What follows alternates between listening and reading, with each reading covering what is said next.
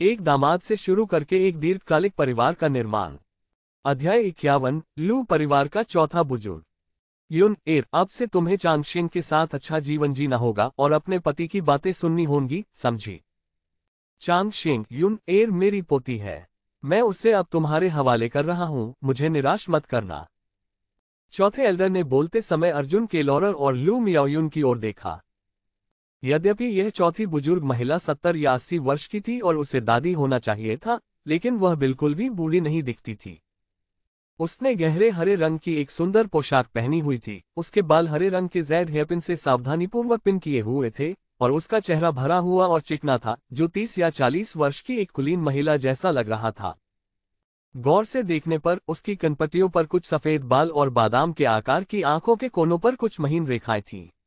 हालांकि ये सफेद बाल और महीन रेखाएं उसे बूढ़ा नहीं दिखा रही थीं, बल्कि उसमें एक मजबूत परिपक्व आकर्षण भर रही थीं। दादी, निश्चिंत रहिए, चांगशेंग जरूर युन एर का पूरा ध्यान रखेगा और उसे कोई तकलीफ नहीं होने देगा। अर्जुन केलोरा ने सम्मानपूर्वक बात की।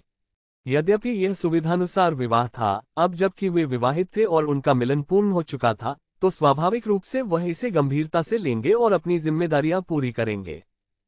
लू मियाओयुन ने भी धीरे से जवाब दिया। बहुत अच्छा, बहुत अच्छा। दादी को तुम पर भरोसा है। खूब मेहनत करो और दादी को जल्द ही अपने परपोते पोतियों को गोद में लेने दो। चौथे बुजुर्ग ने दंपति के हाथ जोड़े और मुस्कुराते हुए कहा। उनके हाव भाव सौम्य और दयालु थे और उनका स्वर कोमल था। हालांकि ऊंचे पद पर लंबे समय तक रहने के कारण उनके शब्दों में अधिकार की झलक थी। लू मियाओयुन इन शब्दों को सुनकर तुरंत शर्मा गई और उसने शर्म से अपना सिर नीचे कर लिया। दूसरी ओर अर्जुन केलोरा ने स्पष्ट रूप से कहा, हाँ, चांगशेंग कड़ी मेहनत करेगा।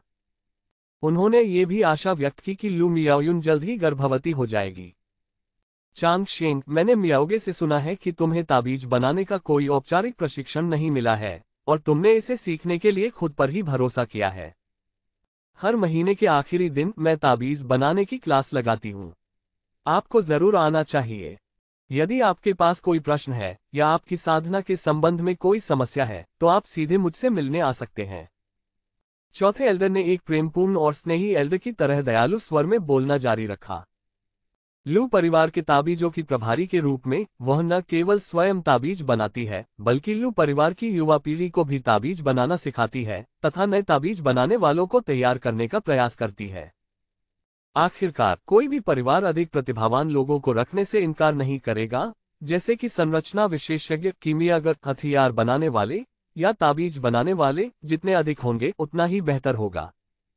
हालांकि ये कौशल जन्मजात प्रतिभा पर बहुत अधिक निर्भर करते हैं और इनकी सीमाएं ऊंची होती हैं।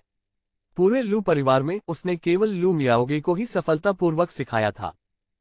अपनी पोती लू मियाओयुन को भी उन्होंने ताबीज बनाना सिखाने की कोशिश की, लेकिन मियाओयुन में इसके लिए प्रतिभा नहीं थी, अन्यथा वह उसे प्रशिक्षित कर देती। लू मियाओयुन का अर्जुन केलोरा के साथ मिलान होने वाला दूसरा व्यक्ति बनना भी उसके अपने प्रयासों का ही परिणाम था। जब तक अर्जुन केलोरा और लू मियाओयुन की शादी नहीं हो जाती, वह अर्जुन केलोरा का सावधानीपूर्वक मार्गदर्शन और प्रशिक्षण करती रहेगी और लू परिवार में एक द्वितीय श्रेणी का ताबीज निर्माता जोड़ देगी। धन्यवाद, दादी माँ। अर्जुन केलोरा ने तुरंत अपने हाथों को सम्मानपूर्वक ऊपर उठाया और अपनी खुशी व्यक्त की। वह जानता था कि उसके सामने खड़ा चौथा बुजुर्ग प्रथम श्रेणी का तावीज मास्टर था और क्यूई शोधन के 9वें चरण तक पहुंच चुका था। साधना में उनके मार्गदर्शन से स्वाभाविक रूप से कोई समस्या नहीं होगी। जहां तक ताबीज बनाने की बात है, यद्यपि उसे प्रत्यक्ष मार्गदर्शन की आवश्यकता नहीं होगी, फिर भी चौथे एल्डर का मार्गदर्शन उसे भविष्य में अपने ताबीज बनाने के कौशल को तेजी से सुधारने में मदद कर सकता है। अन्यथा एक मध्यम श्रेणी के ताबीज निर्माता बनने के बाद उसे उच्च श्रेणी के ताबीज निर्माता के स्तर तक पहुंचने में कम से कम 3 से 5 साल लगेंगे। वह समय सीमा बहुत लंबी होगी। यदि उसे चौथे एल्डर का मार्गदर्शन प्राप्त होता तो वह आवश्यकता पड़ने पर कार्यों को गति दे सकता था। हम सब एक परिवार हैं, इतना औपचारिक होने की कोई आवश्यकता नहीं है। मैं मियाओयुन की दादी हूं और अब से मैं तुम्हारी भी दादी हूं। अगर तुम्हें कभी कोई मुश्किल आए या कोई चुनौती आए तो बेझिझक मेरे पास आना। दादी का लू परिवार पर अभी भी कुछ प्रभाव है। चौथे एल्डर ने सौम्य मुस्कान के साथ कहा, उनकी अभिव्यक्ति दयालु और मिलनसार थी। हाँ, दादी माँ। अर्जुन केलोरा ने भी एक गंभीर मुस्कान दिखाई। यद्यपि वह जानता था कि इन स्नेहपूर्ण शब्दों के पीछे उसे जीतने का कोई इरादा था, फिर भी इन शब्दों ने उसके दिल को गर्म कर दिया और उसे निकटता का एहसास कराया। तुरंत अर्जुन केलोरा चौथे बुजुर्ग की ओर मुड़ा और कहा, दादी, चांगशेन के पास आपको परेशान करने के लिए कुछ है।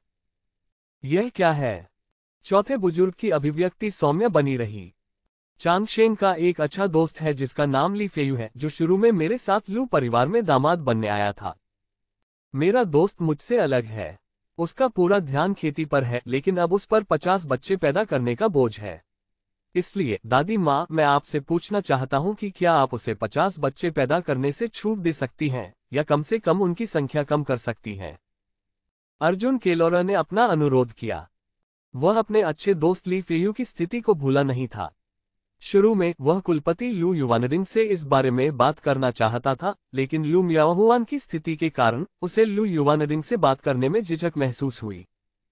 अब जब उनके पास अवसर था तो उन्होंने स्वाभाविक रूप से इस मुद्दे को उठाया।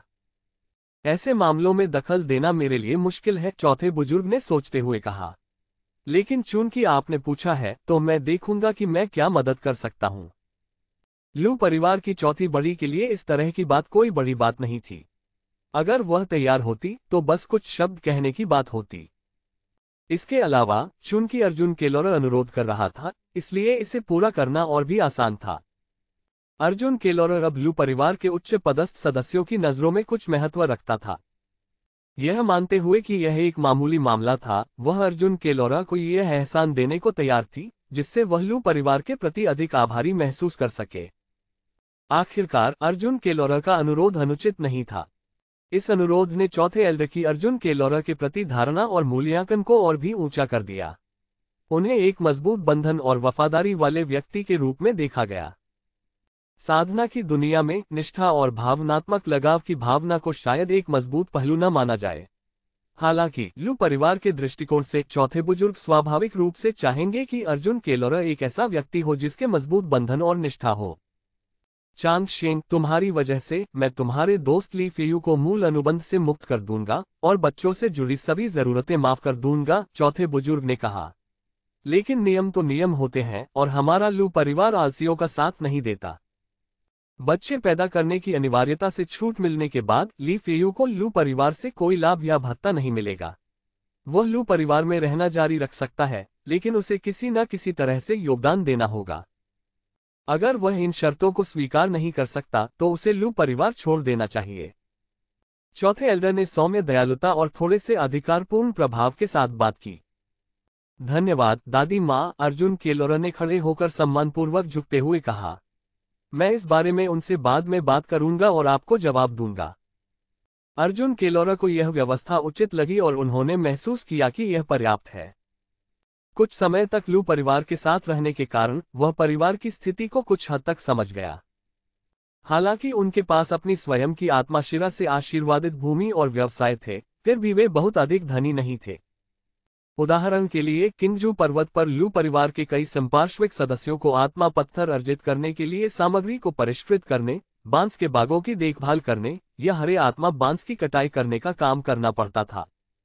ऐसी परिस्थितियों में बेकार लोगों को अपने पास रखना असंभव होगा। लू परिवार के लिए काम करने या छोड़ने का विकल्प देना और बिना किसी मुआवजे के मूल अनुबंध से मुक्त करना पहले से ही बहुत उदारतापूर्ण था। अन्यथा मूल अनुबंध की शर्तों के अनुसार यदि 20 वर्षों के भीतर 50 बच्चे पैदा नहीं होते तो ली फेयू को संसाधनों का तिगुना भुगतान करना पड़ता और 10 वर्षों तक लू परिवार की सेवा करनी पड़ती। ठीक है, मुझे अपना निर्णय बताएं और मैं इस मामले पर कुलपति से चर्चा करूंगा, चौथे एल्डर ने मुस्कुराते हुए कहा। इसके बाद अर्जुन केलोरा और लू मियाओयुन ने जाने से पहले चौथे बुजुर्ग के साथ कुछ देर तक बातचीत की। जब वे जा रहे थे, चौथे एल्डर ने उन्हें पेस्ट्री और आध्यात्मिक फलों के कई डिब्बे दिए, जिससे अर्जुन केलोरा को ऐसा महसूस हुआ जैसे वह नए साल के दौरान अपने परिवार से मिलने आए हों। चौथे एल्डर के निवास से निकलने के बाद अर्जुन केलोरा और लू मियाओयुन कुछ आध्यात्मिक मदिरा खरीदने के लिए पांचवें एल्डर के निवास पर गए। अर्जुन केलोरा ये भी पूछना चाहते थे कि क्या कल रात उन्होंने जो विवाह शादी की शराब पी थी, वह भी पांचवें बुजुर्ग द्वारा ही बनाई गई थी, क्योंकि उन्हें उसका स्वाद काफी अच्छा लगा था। चांगशेन, ये वही जेड बैम्बू वाइन है जो आप चाहते थे। ये हमारे लू परिवार के जेड स्पिरिट बैम्बू से बनी है और इसके प्रभाव शरीर को पोषण देते हैं और थकान दूर करते हैं। ये ग्रीन पी वाइन है जो हरे नाशपाती के फल से बनती है। इसका असर जेड बैम्बू वाइन जैसा ही होता है, बस इसका स्वाद थोड़ा कसला होता है। आप इसे आजमा सकते हैं। ये व्हाइट जेड 100 फ्लावर्स वाइन है जो व्हाइट जेड स्पिरिट राइस और दर्जनों प्रकार के फूलों से बनी है। ये शरीर को पोषण देती है और मन को शांत करती है। इसका स्वाद भरपूर, मीठा और लंबे समय तक बना रहता है।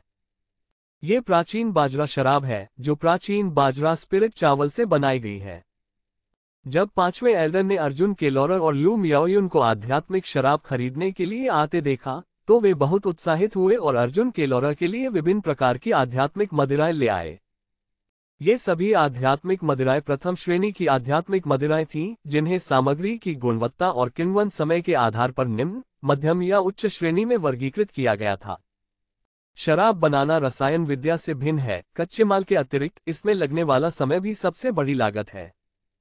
भले ही आध्यात्मिक मदिरा के लिए कच्चा माल साधारण हो, यदि उसे आध्यात्मिक ऊर्जा वाले स्थान पर संग्रहित किया जाए तो वह लगातार आध्यात्मिक ऊर्जा को अवशोषित कर सकता है और गर्म, पोषित और किण्वित कर सकता है, जिससे मदिरा में आध्यात्मिक ऊर्जा अधिक समृद्ध और सघन हो जाती है और उसकी गुणवत्ता में सुधार होता है। अर्जुन केलोरा ने कई प्रकार की आध्यात्मिक मदिरा का स्वाद चखा और पाया कि जेड बांस मदिरा और सफेद जेड सौ फूल मदिरा उनके स्वाद के लिए सबसे उपयुक्त थी। फिर उन्होंने लू मियाओयुन से आध्यात्मिक मदिरा के बारे में उसकी पसंद पूछी। उसकी पसंद भी लू मियाओयुन जैसी ही थी और उसे सफेद जेड 100 फ्लावर्स वाली मदिरा ज्यादा पसंद थी। अर्जुन केलोरा ने पांचवें बड़े से जेड बांस वाइन की 10 बोतलें और सफेद जेड सौ फूल वाइन के 10 जार खरीदने की अपनी इच्छा व्यक्त की। उन्होंने ये भी पूछा कि क्या कल रात उन्होंने जो विवाह मदिरा पी थी वह पांचवें एल्डर द्वारा बनाई गई थी। पांचवें बड़े ने हंसते हुए अर्जुन केलोरा को बताया कि विवाह की शराब को tiger wolf great nourishment wine कहा जाता है। कभी कभार थोड़ी थोड़ी शराब पीना शरीर और साधना दोनों के लिए अच्छा है, लेकिन ज्यादा पीना वास्तव में स्वास्थ्य के लिए हानिकारक हो सकता है। हर 10 दिन में एक बार 1 कप पीना पर्याप्त है। इसलिए अर्जुन केलोरा ने अपने साथ tiger wolf great nourishment wine की 1 बोतल ले जाने का फैसला किया। उन्होंने इसका उपयोग अपनी पत्नी और रखैलों के स्वास्थ्य को बेहतर बनाने के लिए करने की योजना बनाई। उन्होंने जो जेड बैम्बू वाइन और व्हाइट जेड 100 फ्लावर्स वाइन चुनी वे दोनों निम्न श्रेणी की आध्यात्मिक वाइन थीं, जिनकी कीमत क्रमशः प्रति बोतल 2 स्पिरिट स्टोन और प्रति जार 3 स्पिरिट स्टोन थी। दूसरी ओर tiger wolf great nourishment wine में प्रति बोतल 5 स्पिरिट स्टोन थे। कुल मिलाकर लागत 55 आत्मा पत्थरों की आई, लेकिन पांचवें बड़े ने उदारतापूर्वक अर्जुन केलोरा को 5 आत्मा पत्थरों की छूट की पेशकश की। आध्यात्मिक शराब खरीदने के बाद अर्जुन केलोरा ज्यादा देर तक नहीं रुके और लू मियाओयुन के साथ चले गए। हालांकि उन्होंने लू मियाओयुन को पहले वापस जाने के लिए कहा, जबकि वे ली फेयू के साथ पहले के मामले पर चर्चा करने के लिए किंजू माउंटेन मैनर गए। भाई चांग शेंग साला। भाई चांग शेंग। भाई चांग शेंग, क्या आप यहाँ किसी काम से आए हैं? जैसे ही अर्जुन केलोरा किंजू पर्वत मनो में पहुंचे, रास्ते में कई लू परिवार के शिष्यों ने उनका स्वागत किया। चूंकि अर्जुन केलोरा एक मध्यम श्रेणी के ताबीज निर्माता बन गए थे और उन्होंने लू मियाओयुन से विवाह कर लिया था, इसलिए अन्य शिष्य अब उन्हें नकारात्मक दृष्टि से नहीं देखते थे। लू परिवार में, जहां सब कुछ परिवार के इर्द गिर्द घूमता है, अर्जुन केलोरा को अब अपना ही एक सदस्य माना जाने लगा। भले ही कुछ लोग उसे पसंद न करते हों, लेकिन वे इसे दिखाने की मूर्खता नहीं करेंगे। इसके अलावा अर्जुन केलोरा का सहज स्वभाव उसे सबके साथ घुलने मिलने में मदद करता था। वह कभी किसी को नाराज नहीं करता था, इसलिए लोग ताबीज बनाने वाले अर्जुन केलोरा से दोस्ती करने में खुश रहते थे। यद्यपि अर्जुन केलोरा उनमें से कई लोगों को व्यक्तिगत रूप से नहीं जानते थे, फिर भी वे हमेशा उन लोगों की ओर मुस्कुराते और सिर हिलाकर अभिवादन करते तथा कुछ शब्दों का आदान प्रदान करते थे। ली फेयू के निवास पर पहुंचने पर अर्जुन केलोरा ने दरवाजे की घंटी बजाई। ली फेयू की पत्नियों में से एक ने दरवाजा खोला। ये देखकर कि वह अर्जुन केलोरा था, वह समझ गई कि वह ली फेयू से मिलने आया है। उसने विनम्रता से उसे बैठक में बुलाया, उसे चाय पिलाई और फिर ली फेयू को सूचित करने चली गई। चांग शेंग, तुम यहाँ क्यों आए? कुछ ही देर बाद ली फेयू लिविंग रूम में दाखिल हुआ। क्या मैं बिना किसी कारण के आपसे मिलने नहीं आ सकता? अर्जुन केलोरा ने मुस्कुराते हुए जवाब दिया। अर्जुन केलोरा हंसा। इसमें व्यस्त होने की क्या बात है? मैं आज यहाँ इसलिए आया हूँ क्योंकि मुझे आपसे कुछ बात करनी है। ली फेयू ने मुस्कुराते हुए सिर हिलाया, क्या बात है? तुम्हारे दिमाग में क्या है? अर्जुन केलोरा ने चाय का एक घूंट लिया और कहा, ये 20 साल के भीतर 50 बच्चे पैदा करने की आपकी आवश्यकता के बारे में है। ये सुनते ही ली फेयू की अभिव्यक्ति तुरंत बदल गई, उसका पूरा शरीर आश्चर्य और प्रत्याशा से तनावग्रस्त हो गया क्योंकि वह अर्जुन केलोरा को करीब से देख रहा था। उन्होंने पहले कहा था कि वे अर्जुन केलोरा को परेशान नहीं करना चाहते थे, लेकिन पिछले कुछ वर्षों में लू परिवार ने अमर अंकुर के रूप में उनकी भूमिका के तहत उन पर अधिक बच्चे पैदा करने का दबाव डालना शुरू कर दिया था। अर्जुन केलोरा के साथ अपने रिश्ते के कारण अंकल फू उनके साथ अपेक्षाकृत नर्म थे, लेकिन उन्होंने फिर भी कुछ बार इस मामले का उल्लेख किया था। दबाव के कारण ली फेयू के पहले ही 5 बच्चे हो चुके थे तथा 2 और होने वाले थे। अर्जुन केलोरा चुप रहा, ली फेयू के चिंतित भावों को देखता रहा। फिर उसने चाय का एक और घूंट लिया और फिर संतोष भरी सांस छोड़ते हुए बोला, मैंने इस बारे में कुलपति से बात नहीं की। ली फेयू अचंभित रह गया। ली फेयू की प्रतिक्रिया देखकर अर्जुन केलोरा हंस पड़ा। मैंने चौथे एल्डर के सामने आपकी समस्या रखी थी और उन्होंने आपकी बात मान ली है। अर्जुन केलोरा ने ली फेयू को बिना किसी दुविधा में डाले चौथे एल्डर द्वारा दिए गए विकल्पों के बारे में बताया। अच्छा, ये बहुत बढ़िया है, ली फेयू ने उत्साह से कहा। बिना कोई कीमत चुकाए या 50 बच्चे पैदा करने के लिए बाध्य हुए बिना अनुबंध से मुक्त हो पाना उसकी उम्मीद से कहीं अधिक था। उन्होंने गहरी सांस ली और अर्जुन केलोरा को सच्चे दिल से धन्यवाद दिया। चांगशेन, इसके लिए आपका बहुत बहुत धन्यवाद। हमारे बीच ऐसी औपचारिकताओं की कोई जरूरत नहीं है, अर्जुन केलोरा ने हाथ हिलाकर कहा। फेयू, क्या तुमने तय कर लिया है कि लू परिवार के साथ रहना है या चले जाना है? अर्जुन केलोरा वास्तव में ली फेयू को भाई मानते थे और इस मामले में उनकी मदद करने में प्रसन्न थे। जैसे ही वह मध्यम श्रेणी का ताबीज बनाने वाला बन गया, उसने कुलपति से इस बारे में बात करने का इरादा किया था, लेकिन लू मियाहुआन के साथ हुए मामले के कारण वह बोलने में झिझक रहा था। हालांकि बच्चे लू परिवार के हैं, वे अभी छोटे हैं और मैं उन्हें यूं ही छोड़कर नहीं जा सकता, ली फेयू ने सोचते हुए कहा। मैंने लू परिवार के लिए यहीं रहकर काम करने का फैसला किया है।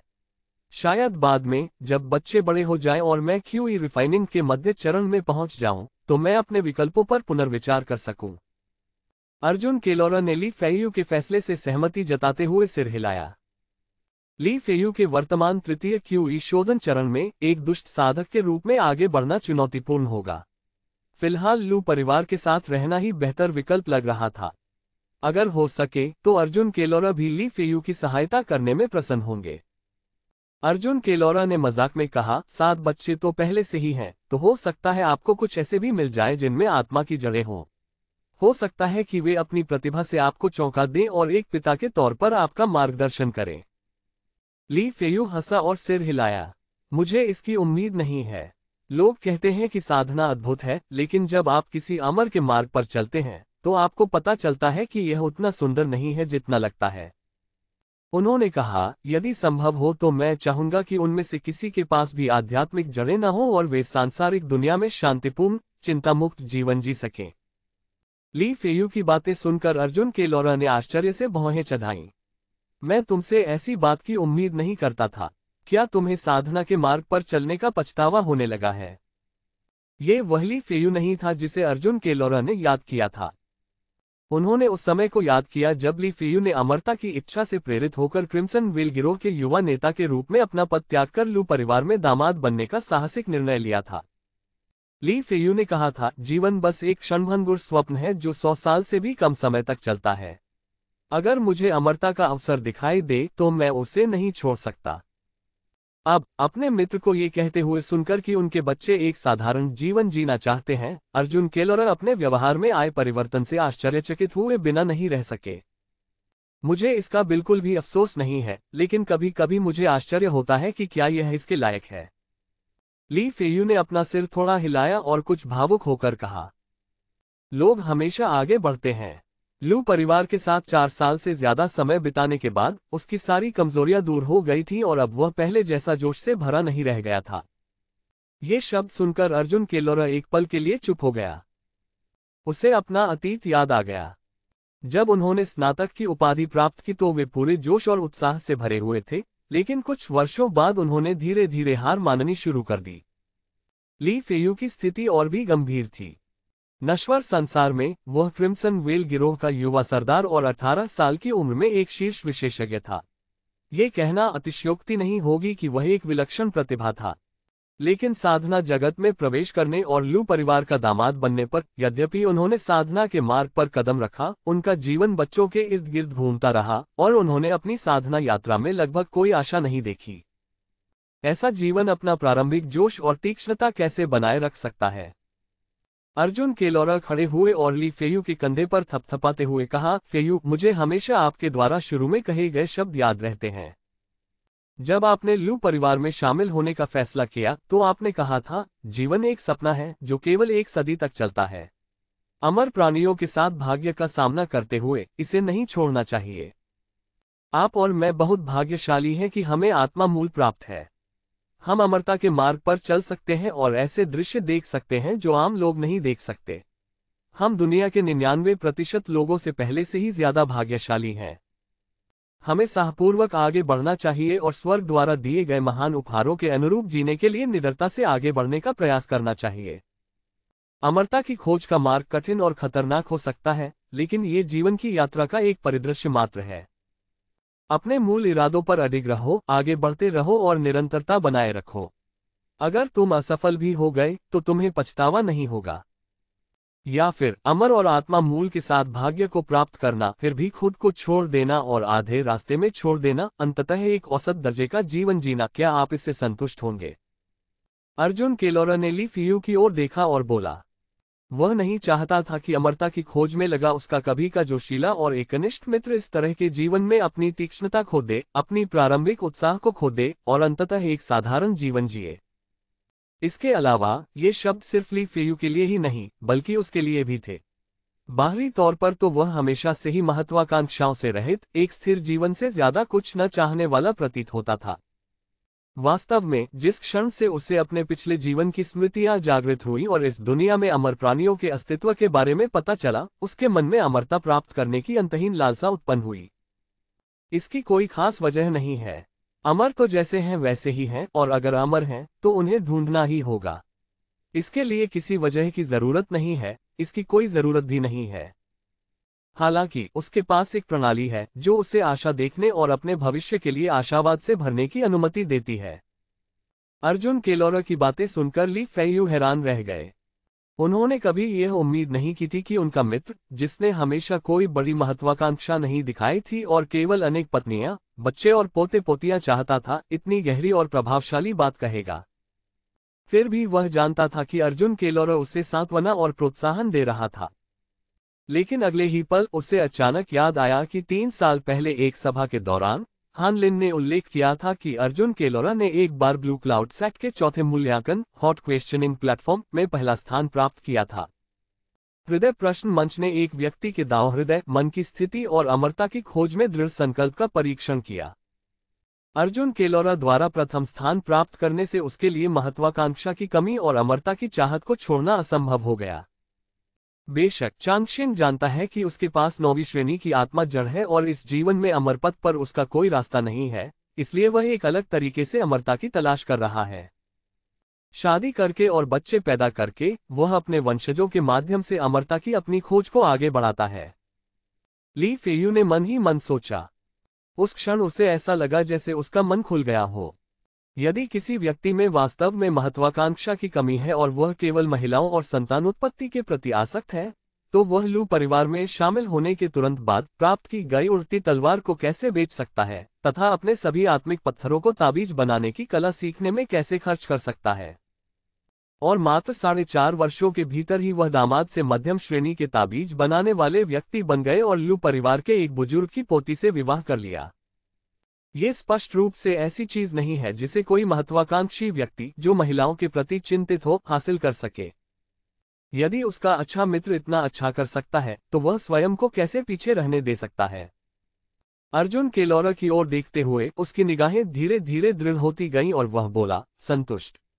बेशक मैं संतुष्ट नहीं हूं। चांगशेन, तुम सही कह रहे हो। अमरता की तलाश करना मुश्किल है। हम भाग्यशाली हैं कि हमें अमर प्राणियों के साथ यह भाग्य मिला है। हम इतनी आसानी से हार कैसे मान सकते हैं?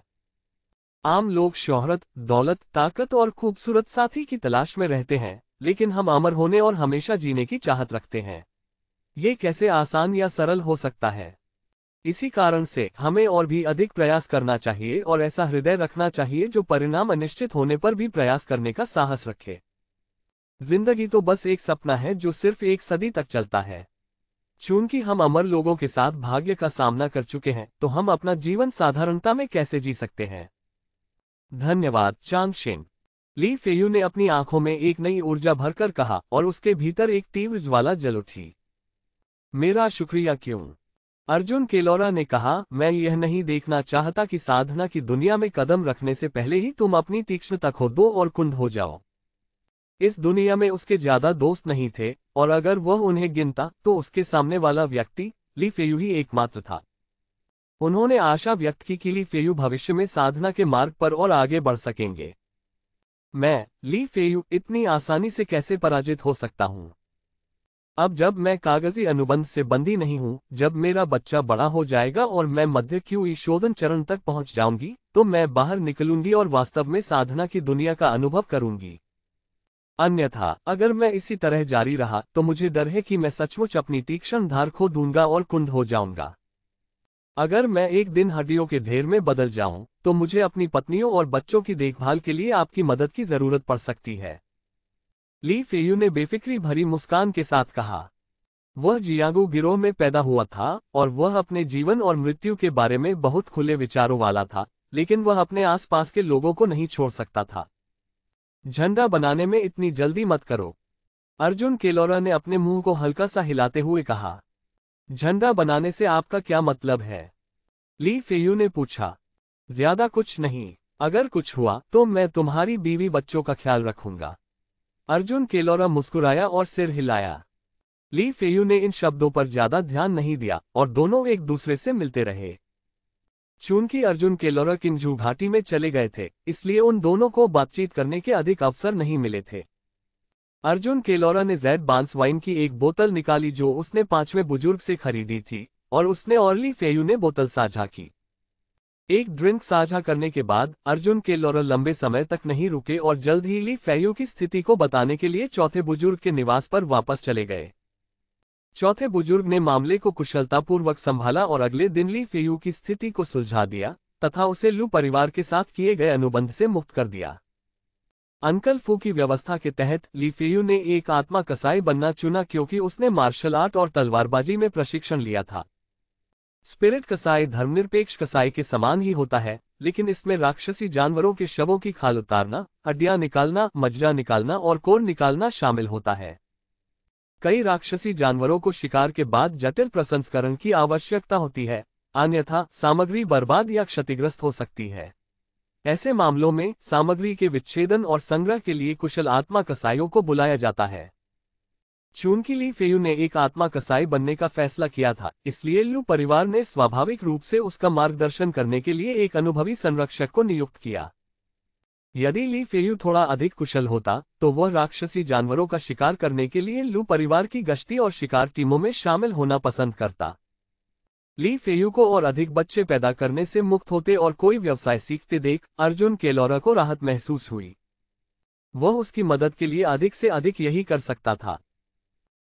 जियांग देश में किंगजो और जिगोऊ के बीच की सीमा पर घने घने कोहरे से भरा एक खड़ी दांतेदार परिदृश्य था, जिसमें अथाह चट्टानें थीं।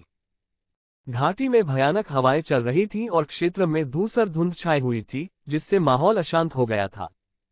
केंद्र में रक्त लाल झील पहले ही सूख चुकी थी, केवल एक विशाल रक्त कोकून और हड्डियों का ढेर बचा था।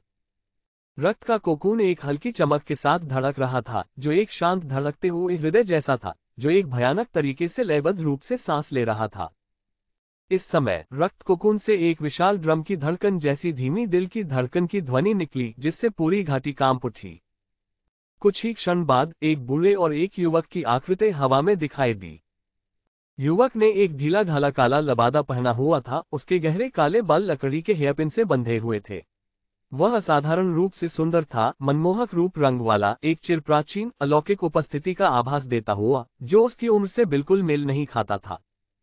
कोई आश्चर्य नहीं कि यह एक स्वर्गीय दानव आत्मा की जड़ है। ये दानव भगवान के रक्त में इतनी जल्दी विलीन हो गई जिससे बपतिस्मा पूरा हो गया। युवक ने रक्त के कोकून को देखा और धीरे से हंसने लगा, जिससे एक अजीब सा आकर्षण प्रकट हुआ। बधाई हो कुलपति, बधाई हो। बूढ़े आदमी ने तुरंत झुककर बधाई दी। युवक ने धीरे से हंसते हुए अपना हाथ उठाया और धीरे से रक्त के कोकून की ओर इशारा किया। तुरंत ही रक्त का कोकून टूटने और बिखरने लगा तथा रक्त लाल प्रकाश के टुकड़ों में बदल गया, जिससे उसके अंदर लिपटा हुआ आदमी दिखाई देने लगा। वह आदमी लगभग 20 साल का लग रहा था, सुडौल और सुंदर नैन नक्श वाला। उसकी त्वचा गोरी और नाजुक थी, लेकिन उसके माथे पर एक अर्धचंद्रा का रक्त लाल कमल का निशान हल्का सा दिखाई दे रहा था, जो उसे एक अवर्णनीय दुष्टता का आभास दे रहा था। धीरे धीरे उसे होश आया और उसने आंखें खोली। उसकी नजर आम लोगों से अलग थी, गहरी रक्तलाल पुतलियां जो मानो आत्मा को भेद रही थीं। मैं कहाँ हूँ? मुझे याद है। मुझे लगता है कि मेरा सामना पहाड़ी डाकुओं से हुआ था, फिर मैं एक चट्टान से कूद गया था। क्वो चांगगे एक सपने से जाग गया। उसकी रक्त लाल आंखें भ्रम से भरी थीं और उसने अपना माथा रगड़ा। लेकिन अगले ही पल वह आश्चर्यचकित हुए बिना नहीं रह सका जब उसने देखा कि उसकी हथेलियां जैड की तरह सफेद हो गई थीं, उसके नाखून तीखे और लाल हो गए थे। यह क्या है? तभी उसने आसपास हड्डियों का ढेर देखा और वह और भी अधिक चौंक गया। उसे विश्वास नहीं हो रहा था। इससे पहले कि वह अपना आश्चर्य व्यक्त कर पाता, एक युवक उसके पास आया और जोर से हंसते हुए बोला, आज तुम मेरे शिष्य बनोगे। जियांग देश किंगझोउ, झोशान प्रांत। एक युवा लड़का, एक युवक और एक बूढ़ा आदमी एक उजाड़, जीर्ण शीर्ण घने आंगन में अचानक प्रकट हुए। क्या यह मेरा घर है? मेरे घर को क्या हुआ? युवक ने अपने सामने के जीर्ण शीर्ण आंगन को देखा और थोड़ा सा मुंह बनाया। ये स्पष्ट था कि यह प्रांगण काफी समय से निर्जन था। क्वो चांगगे ने अपने सामने की स्थिति को देखा और कुछ अनिष्ट की भावना महसूस करने से खुद को नहीं रोक सका। वह जल्दी से आंगन के चारों ओर चक्कर लगाता हुआ गेट की ओर दौड़ा, जिससे उसे यह पुष्टि हो गई कि यह वास्तव में उसका घर है। मेरे माता पिता कैसे जा सकते थे? वे तो ठीक थे। अगर वे चले भी गए तो भी उनके लिए इस घर को छोड़ना समझदारी नहीं होगी। क्वो चांगगे ने मन ही मन बुदबुदाया, लेकिन उसका दिल एक तेज दर्द से भर गया था जिससे उसका शरीर कांप उठा। उसकी गहरी लाल आंखें खून की लाल रोशनी से चमक रही थीं, मानो आधा सूखा खून हो। वह अपने दिल में उठ रहे तीव्र दर्द से लड़ते हुए मुख्य सड़क पर दौड़ा और राहगीरों से पूछता रहा कि क्यों परिवार के साथ क्या हुआ था। हालांकि जब सड़क पर लोगों ने उसकी गहरी लाल आंखें देखीं, तो उन्होंने भयभीत खरगोशों की तरह प्रतिक्रिया व्यक्त की और डर के मारे भागते समय उनके चेहरे का रंग बदल गया। अंततः एक विक्रेता भय से कांपते हुए बोला, 1 साल पहले क्वो परिवार पर कुछ अनहोनी हुई थी और पूरा परिवार मारा गया था। मैंने सुना है कि वह मामला अब तक सुलझा नहीं है। जब उसने ये शब्द सुने तो ऐसा लगा जैसे क्वो चांगगे पर वज्रपात हो गया हो। उसका दिमाग ऐसा लगा जैसे फट गया हो। उसके पैर लड़खड़ा गए और वह जमीन पर घुटनों के बल बैठ गया और उसके मुंह से खून निकलने लगा। नहीं नहीं नहीं, ये नामुमकिन है। ये सच नहीं हो सकता। वह अविश्वास में बुदबुदाया। उसका मन अपने दयालु और प्यारे माता पिता, अपनी प्यारी और मासूम बहन की छवियों से भरा हुआ था। वह विश्वास नहीं कर सका कि उसके माता पिता, बहन, चाचा जी और चाची सभी मर चुके थे। लेकिन अब सच्चाई उसके सामने थी और उसे इसे छिपाने का कोई कारण नहीं मिल रहा था। आह! क्वो चांगगे ने एक लंबी चीख मारी। उसकी आंखें फट गईं और खून के आंसू बहने लगे। वह दुख से भर गया। उसकी अभिव्यक्ति पीड़ादायक उग्रता से भरी थी। उसके माथे पर रक्त लाल कमल का निशान और अधिक तीव्र हो गया, क्योंकि उसके भीतर रक्त लाल ऊर्जा के रेशे उमड़ पड़े, जिससे उसके पीछे 3 सिर 6 भुजाओं वाली रक्त लाल प्रेत आकृति प्रकट हुई। सबसे अधिक आश्चर्य की बात यह थी कि उसके काले बाल बहुत तेजी से सफेद हो गए। जैसा कि एक स्वर्गीय दानव आत्मा मूल से अपेक्षा की जाती है, उसने अभी तक प्रशिक्षण भी शुरू नहीं किया है, और फिर भी दानव स्वामी के रक्त ने उसके भीतर के दानव रक्त को पहले ही जागृत कर दिया है। युवक ने क्वो चांगगे की स्थिति देखी और हल्के से मुस्कुराया। कुलपति, शायद वह सोचेंगे कि हम इसके लिए जिम्मेदार हैं और उनके मन में नाराजगी है। बूढ़े आदमी ने सावधानी से पूछा, तो क्या हुआ अगर वह नाराज है? नाराजगी प्रेरणा को बढ़ाती है। इस युवक की क्षमता को देखते हुए समर्पित साधना से वह अधिकतम 1 शताब्दी में दिव्य दानव शरीर प्राप्त कर सकता है। मैं चाहता हूं कि वह यथाशीघ्र दिव्य दानव शरीर प्राप्त करे और उसमें पूर्णता प्राप्त करे। युवक शांतिपूर्वक बोल रहा था, उसके चेहरे पर हमेशा हल्की मुस्कान रहती थी। उस समय क्वो चांगगे अचानक जमीन पर घुटनों के बल बैठे हुए खड़े हो गए, भारी सांस लेते हुए और पूरे शरीर को कांपते हुए उन्होंने अपनी मुट्ठियां भींच ली और बाहर आंगन में चले गए। क्रूर भाव और रक्त लाल आंखों के साथ उसने युवक और वृद्ध व्यक्ति को घूरते हुए चिल्लाया, क्या तुमने ये किया है? बेहद बदतमीज। बूढ़े व्यक्ति ने उसे तुरंत डांटा और अधिकार का भाव प्रकट किया, जिससे क्वो चांगगे को ऐसा महसूस हुआ जैसे वह भारी बोझ उठा रहा हो और सांस लेने के लिए संघर्ष कर रहा हो। युवक ने हाथ हिलाकर उपेक्षापूर्ण ढंग से क्वो चांगगे से बात की। आज तुम्हारा गुरु तुम्हें पहला सबक सिखाएगा, कभी भी आवेग में आकर कोई काम मत करना। कोई भी काम करने से पहले तुम्हें 3 बार सोचना होगा। मुझसे इस तरह आवेगपूर्ण प्रश्न पूछने का क्या मतलब है? अगर मैंने ऐसा किया तो क्या होगा? अगर मैंने ऐसा नहीं किया तो क्या होगा? तुम्हारा व्यवहार मूर्खतापूर्ण है। तुम्हारी अपनी अक्षमता और क्रोध के अलावा इससे तुम्हें सिर्फ परेशानी ही मिलेगी और तुम बिना किसी कारण के अपनी जान गंवा दोगे, कुछ हासिल नहीं कर पाओगे। याद रखो, इस संसार में केवल तुम्हारी अपनी शक्ति ही शाश्वत है। आपके पास स्वर्गीय दानव आत्मा मूल है और आपको दानव स्वामी के रक्त से बपतिस्मा दिया गया है। आप राक्षसी मार्ग का अभ्यास करने में अद्वितीय प्रतिभा रखते हैं। अब आपको जो करना चाहिए वह है सहन करना, साधना पर ध्यान केंद्रित करना और जब आपके पास ताकत हो तो सच्चाई की जांच करें और अपने परिवार का बदला लें। हालांकि चूंकि यह तुम्हारा पहला अपराध है, इसलिए तुम्हारा स्वामी इसे माफ कर देगा। युवक ने शांत स्वर में कहा। अब जब तुमने अपना घर देख लिया है तो चलो। युवक के बोलते ही वे तीनों दिव्य प्रकाश की किरण में परिवर्तित हो गए और आंगन से गायब हो गए। किंगजू घाटी। एक संपत्ति में। जब आप जल्दी में हो तो अपने काम से काम रखें, जब अन्याय का सामना करें तो आत्मनिर्भरता के बारे में सोचें। जब दुश्मन खड़ा हो तो पहला कदम आपका है, संघर्ष के बजाय सामंजस्य चुनें। विपत्ति की जड़ व्यक्तिगत इच्छाएं हैं, अपने भाग्य को स्वीकार करें और फिर स्वयं को विकसित करें। अर्जुन केलोरा एक लकड़ी की पट्टिका पकड़े हुए थे और लू पिंगान, लू वयू और लू वयू को शास्त्रीय 3 अक्षरीय शास्त्र पढ़ा रहे थे। पति जी, खाने का समय हो गया है। आप उन्हें क्या सिखा रहे हैं? इस समय लू मियाओयुन अर्जुन केलोरा को खाने पर बुलाने के लिए आया। बच्चे अब लगभग 3 या 4 साल के हो गए हैं, इसलिए मैंने उनके लिए सीखने की शुरुआत के रूप में पढ़ने के लिए कुछ चीजें बनाई।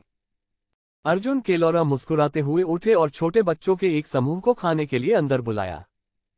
लू मियाओयुन जानती थी कि हालांकि उसका पति एक साधारण परिवार से था, फिर भी वह बहुत पढ़ाई में लगा हुआ था और अक्सर किताबें पढ़ता रहता था।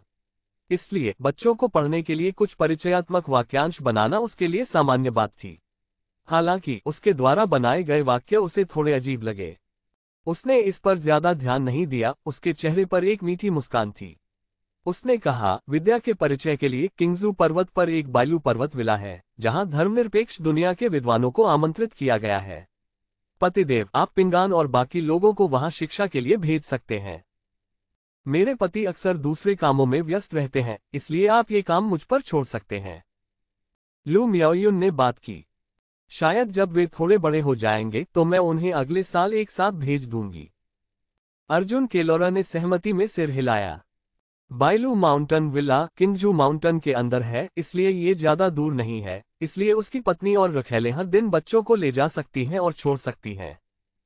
आखिरकार उनके पास इन बच्चों को पढ़ाने के लिए ज्यादा समय नहीं है और हो सकता है कि वह खुद भी उन्हें अच्छी तरह से न पढ़ा पाए। अर्जुन केलोरा को इन बच्चों से ज्यादा उम्मीदें नहीं हैं। जब तक वे सुरक्षित रूप से बड़े होते हैं और उनके लिए कोई परेशानी पैदा नहीं करते, बस इतना ही काफी है। वह उन अधिकांश माता पिताओं की तरह नहीं है जो यह आशा करते हैं कि उनके बच्चे उत्कृष्ट व्यक्ति बनेंगे। उनकी अपेक्षाएं अधिक नहीं हैं, क्योंकि यह प्रणाली उन्हें ये जानने की अनुमति देती है कि उनके बच्चों में से किसमें आत्मा की जड़ें हैं।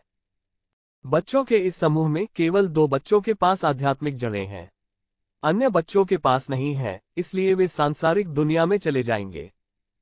उनके पिता होने के नाते ये बच्चे धर्मनिरपेक्ष दुनिया में कदम रखते ही ज्यादातर आम लोगों से बेहतर स्थिति में होंगे। आगे की कोशिशें उन्हें बस इतनी ही दूर तक ले जा सकती हैं। बेशक उनकी कुछ जरूरतें हैं। उनकी योजना है कि बच्चे ताकत के लिए मार्शल आर्ट सीखें और मार्शल आर्ट में निपुणता हासिल करें। फिर वे परिवार शुरू कर सकते हैं और धर्मनिरपेक्ष दुनिया में एक मार्शल आर्ट परिवार स्थापित कर सकते हैं, जिससे लू परिवार की वंशावली का विस्तार हो सकता है। ईमानदारी से कहें तो उनके पिता होने के कारण इन लक्ष्यों को प्राप्त करना ज्यादा कठिन नहीं है। जहां तक स्पिरिट रूट से जन्मे उनके 2 बच्चों का सवाल है, अर्जुन केलोरा की उनसे भी ज्यादा मांग नहीं है। आखिरकार उनकी आत्मा जड़ों की गुणवत्ता पहले से ही निर्धारित थी। वह अच्छी तरह से जानता है कि ऐसी आत्मिक जड़ के साथ साधना करना कितना कठिन है। और अर्जुन केलोरा नहीं चाहते कि उनके बच्चे खुद पर बहुत अधिक दबाव डालें या बहुत अधिक कठिनाई सहन करें। उनका मानना है कि संयम ही पर्याप्त है। आखिरकार इस प्रक्रिया में कोई जल्दबाजी नहीं की जा सकती। लू परिवार तत्काल सफलता नहीं चाहता, बल्कि दीर्घकालिक भविष्य पर ध्यान केंद्रित करता है। अर्जुन केलोरा ने इसके बारे में ज्यादा नहीं सोचा और लू मियाओयुन और बच्चों के साथ भोजन करने के लिए भोजन कक्ष में चले गए। भोजन कक्ष के बीच में एक बड़ी घूमने वाली गोल मेज थी, जिस पर पूरा परिवार एक साथ बैठ सकता था। बेशक अभी बच्चे मेज पर बैठने के लिए बहुत छोटे थे, लेकिन जब वे बड़े हो गए या यदि उसकी और पत्नियां और रखैले हो गईं, तो मेज उन सभी को समायोजित करने के लिए पर्याप्त नहीं होगी। पति जी, ये Z bamboo rice little king ने आध्यात्मिक अग्नि में 3 घंटे तक पकाया है। इसे चखकर देखिए इसका स्वाद कैसा है। जब अर्जुन केलोरा मेज के शीर्ष पर बैठ गए तो लू मियाओयुन जेड स्पिरिट बांस से बनी एक छोटी लकड़ी की बाल्टी ले आए और उन्हें चावल का एक कटोरा परोसा। कटोरे में चावल का प्रत्येक दाना ताजा, हरा, उत्तम और पारदर्शी था, जो कि सुलेमानी पत्थर की तरह था, तथा बांस की सुगंध बिखेर रहा था जो मनमोहक और मुंह में पानी लाने वाली थी। अर्जुन केलोरा ने एक टुकड़ा खाया और पाया कि उसके मुंह में एक सुगंध रह गई।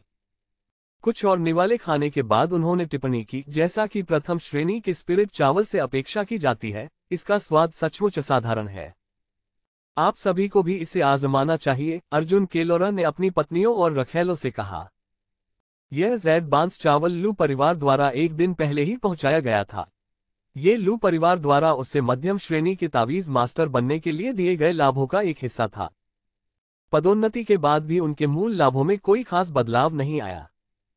सामान्यतः प्रति माह 10 स्पिरिट पत्थर, 30 पाउंड स्पिरिट चावल और 1 बोतल येलो ड्रैगन एलिक्सिर के अतिरिक्त अब उसे हर महीने लू परिवार की विशेषता जेड बांस चावल के अतिरिक्त 20 पाउंड भी मिलने लगे। जेड बांस चावल का प्रत्येक दाना जेड की तरह जीवंत था। इसमें न केवल समृद्ध आध्यात्मिक ऊर्जा थी और इसका स्वाद मीठा और सुगंधित था, बल्कि इसे लंबे समय तक खाने से शरीर को पोषण मिलता था, अशुद्धियां दूर होती थीं और मांस शुद्ध होता था। साधारण अनाज और सब्जियां शरीर में अशुद्धियां छोड़ती हैं, इसीलिए किसान आमतौर पर स्पिरिट राइस खाते थे। नियमित स्पिरिट चावल की तुलना में जेड बांस चावल उच्च श्रेणी का था, जिसे प्रथम श्रेणी स्पिरिट चावल के रूप में वर्गीकृत किया गया था। यहां तक कि लू परिवार के लिए भी वार्षिक उत्पादन काफी सीमित था। केवल बुजुर्गों और विशेष अतिथि बुजुर्गों को ही हर महीने एक निश्चित कोटा मिलता था। अर्जुन केलोरा की मध्यम श्रेणी के ताबीज मास्टर के रूप में पदोन्नति और लू मियाओयुन से उनकी शादी के बाद लू परिवार ने उन्हें हर महीने 20 पाउंड जेड बांस चावल उपलब्ध कराया। जेड बांस चावल पुरस्कार के अलावा एक और बदलाव था। प्रत्येक महीने लू परिवार के सौंपे गए ताबीज बनाने के कार्यों को पूरा करके वह आत्मा पत्थरों का एक अतिरिक्त बोनस कमा सकता था। इससे पहले कार्य पूरा करने पर कोई बोनस नहीं मिलता था। बोनस बहुत ज्यादा नहीं था, सिर्फ 10 स्पिरिट स्टोन, लेकिन यह एक उचित राशि थी।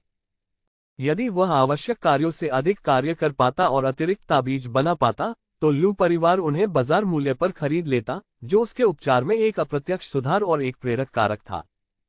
अर्जुन केलोरा को इन परिवर्तनों पर कोई आपत्ति नहीं थी और उनका मानना था कि ये परिवर्तन संतोषजनक थे। आखिरकार लू परिवार ने उसे लू मियाओयुन को उसकी पत्नी के रूप में और दहेज के रूप में एक नौकरानी दी थी, जो एक तरह का इनाम भी था। कई दिन साथ बिताने के बाद अर्जुन केलोरा को अपनी युवा पत्नी लू मियाओयुन से काफी लगाव हो गया था। यद्यपि उसका स्वभाव एक युवा लड़की जैसा था, फिर भी वह मधुर और समझदार थी। उसने स्वयं को अधिकारपूर्ण व्यवहार के साथ प्रस्तुत नहीं किया तथा शीघ्र ही उसकी वर्तमान पत्नियों और रखैलों के साथ घुल मिल गई, सामंजस्यपूर्वक रहने लगी तथा एक अच्छी पत्नी के गुण प्रदर्शित करने लगी। अर्जुन केलोरा इससे बहुत प्रसन्न हुए। जैसा कि कहा जाता है, एक सुंदर चेहरा एक चतुर दिमाग जितना मूल्यवान नहीं है, और एक गुणी पत्नी स्वर्ग तक उड़ने की आपकी महत्वाकांक्षा का समर्थन करेगी। इस समय अर्जुन केलोरा के लिए उनकी उपस्थिति और शारीरिक बनावट उनकी प्राथमिक चिंता नहीं थी। औसत से ऊपर का रूप रंग पर्याप्त था, लेकिन उनकी आध्यात्मिक जड़ों और नैतिक चरित्र की गुणवत्ता मुख्य कारक थे। धन्यवाद पति। धन्यवाद पति। धन्यवाद पति। अर्जुन केलोरा की बातें सुनकर उसकी पत्नियां और रखैले खाने लगी। हालांकि वहां बहुत अधिक जैद बांस चावल नहीं था, केवल एक छोटी लकड़ी की बाल्टी पकाई गई थी। अर्जुन केलोरा ने जब एक बड़ा कटोरा ले लिया तो बाकी लोग स्वाद के लिए केवल एक छोटा सा हिस्सा ही साझा कर सके। इस समय छोटी किंग बचे हुए व्यंजनों से भरी एक ट्रे लेकर आए और उन्हें मेज पर रख दिया। लू मियाओयुन की दासी होने के नाते वह आध्यात्मिक रोपण और खाना पकाने में माहिर थी। यद्यपि वह आध्यात्मिक शेफ नहीं थी, फिर भी उनकी पाककला की कुशलता उत्कृष्ट थी, जो नश्वर संसार के शीर्ष शेफों के बराबर थी। इसलिए लू मियाओयुन का अनुसरण करने के बाद उसने घर में एक छोटी रसोइया की भूमिका निभाई। अभी भी जगह है लिटिल किंग, तुम भी बैठकर खाना खा सकती हो, अर्जुन केलोरा ने कहा। यहाँ मेरे इतने नियम नहीं हैं। छोटी किंग ने अपनी बड़ी बड़ी आंखों से अर्जुन केलोरा को देखा। उसके चेहरे पर एक मीठी मुस्कान थी और उसने तीखे स्वर में जवाब दिया, ये नौकर भूखा नहीं है।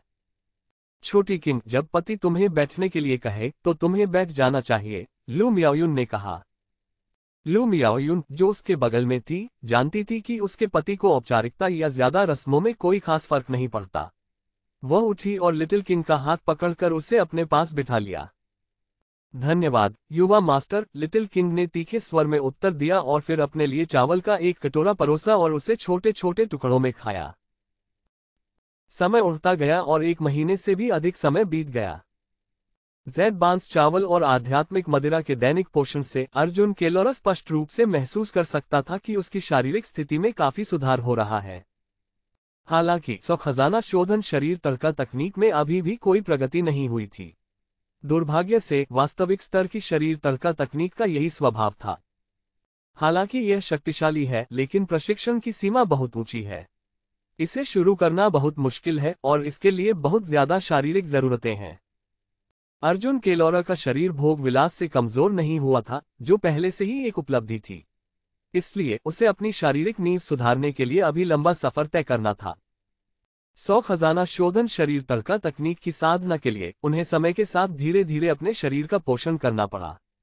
उनकी वर्तमान गति से उनका अनुमान था कि इस तकनीक की बुनियादी समझ हासिल करने में भी कम से कम 2 या 3 साल लगेंगे। जब तक कि, जैसा कि उसने पहले उम्मीद की थी, उसे सिस्टम लॉटरी के जरिए कोई जादुई कलाकृति न मिल जाए। फिर वह शोधन तकनीक का इस्तेमाल करके उसे अपने शरीर में समाहित कर सकता था और खुद को पोषित करने के लिए उसका इस्तेमाल कर सकता था। हालांकि ये संभावना दूर की कोड़ी लग रही थी। हाल ही में उनके 21वें बच्चे का जन्म हुआ है। लॉटरी जीतने के लिए उन्हें 9 और बच्चों का पिता बनना होगा। कुल 30 बच्चों तक पहुंचने के बाद भी इस बात की कोई गारंटी नहीं थी कि सिस्टम उसे कोई उपहार देगा। इस बात की परवाह किए बिना कि यह प्रणाली कुछ प्रदान करेगी या नहीं, अर्जुन केलोरा अपने प्राथमिक लक्ष्य पर केंद्रित रहे, संतानोत्पत्ति। 1 महीने से अधिक के प्रयास के बाद लू मियाओयुन सफलतापूर्वक गर्भवती हो गई। यद्यपि महिला साधिकाओं को गर्भावस्था के दौरान अक्सर आध्यात्मिक ऊर्जा की कमी का अनुभव होता है, जो उनकी साधना में बाधा उत्पन्न कर सकता है। लू परिवार के उच्च पदस्थ सदस्य इस समाचार से प्रसन्न थे। उनके अनुसार दंपति के जितने अधिक बच्चे होंगे, विवाह उतना ही अधिक स्थिर होगा, जिससे अर्जुन केलोरा का लू परिवार के साथ संबंध और अधिक मजबूत होगा। अर्जुन केलोरा भी बहुत प्रसन्न थे। ये देखते हुए कि लू मियाओयुन के पास 7वीं कक्षा का स्पिरिट रूट था, इस बात की बहुत अधिक संभावना थी कि उनके बच्चों को भी स्पिरिट रूट विरासत में मिलेगा। विशेष रूप से वो झेन द्वारा स्थापित मिसाल को ध्यान में रखते हुए वह लू मियाओयुन के गर्भ में पल रहे बच्चे का बेसब्री से इंतजार कर रहे थे।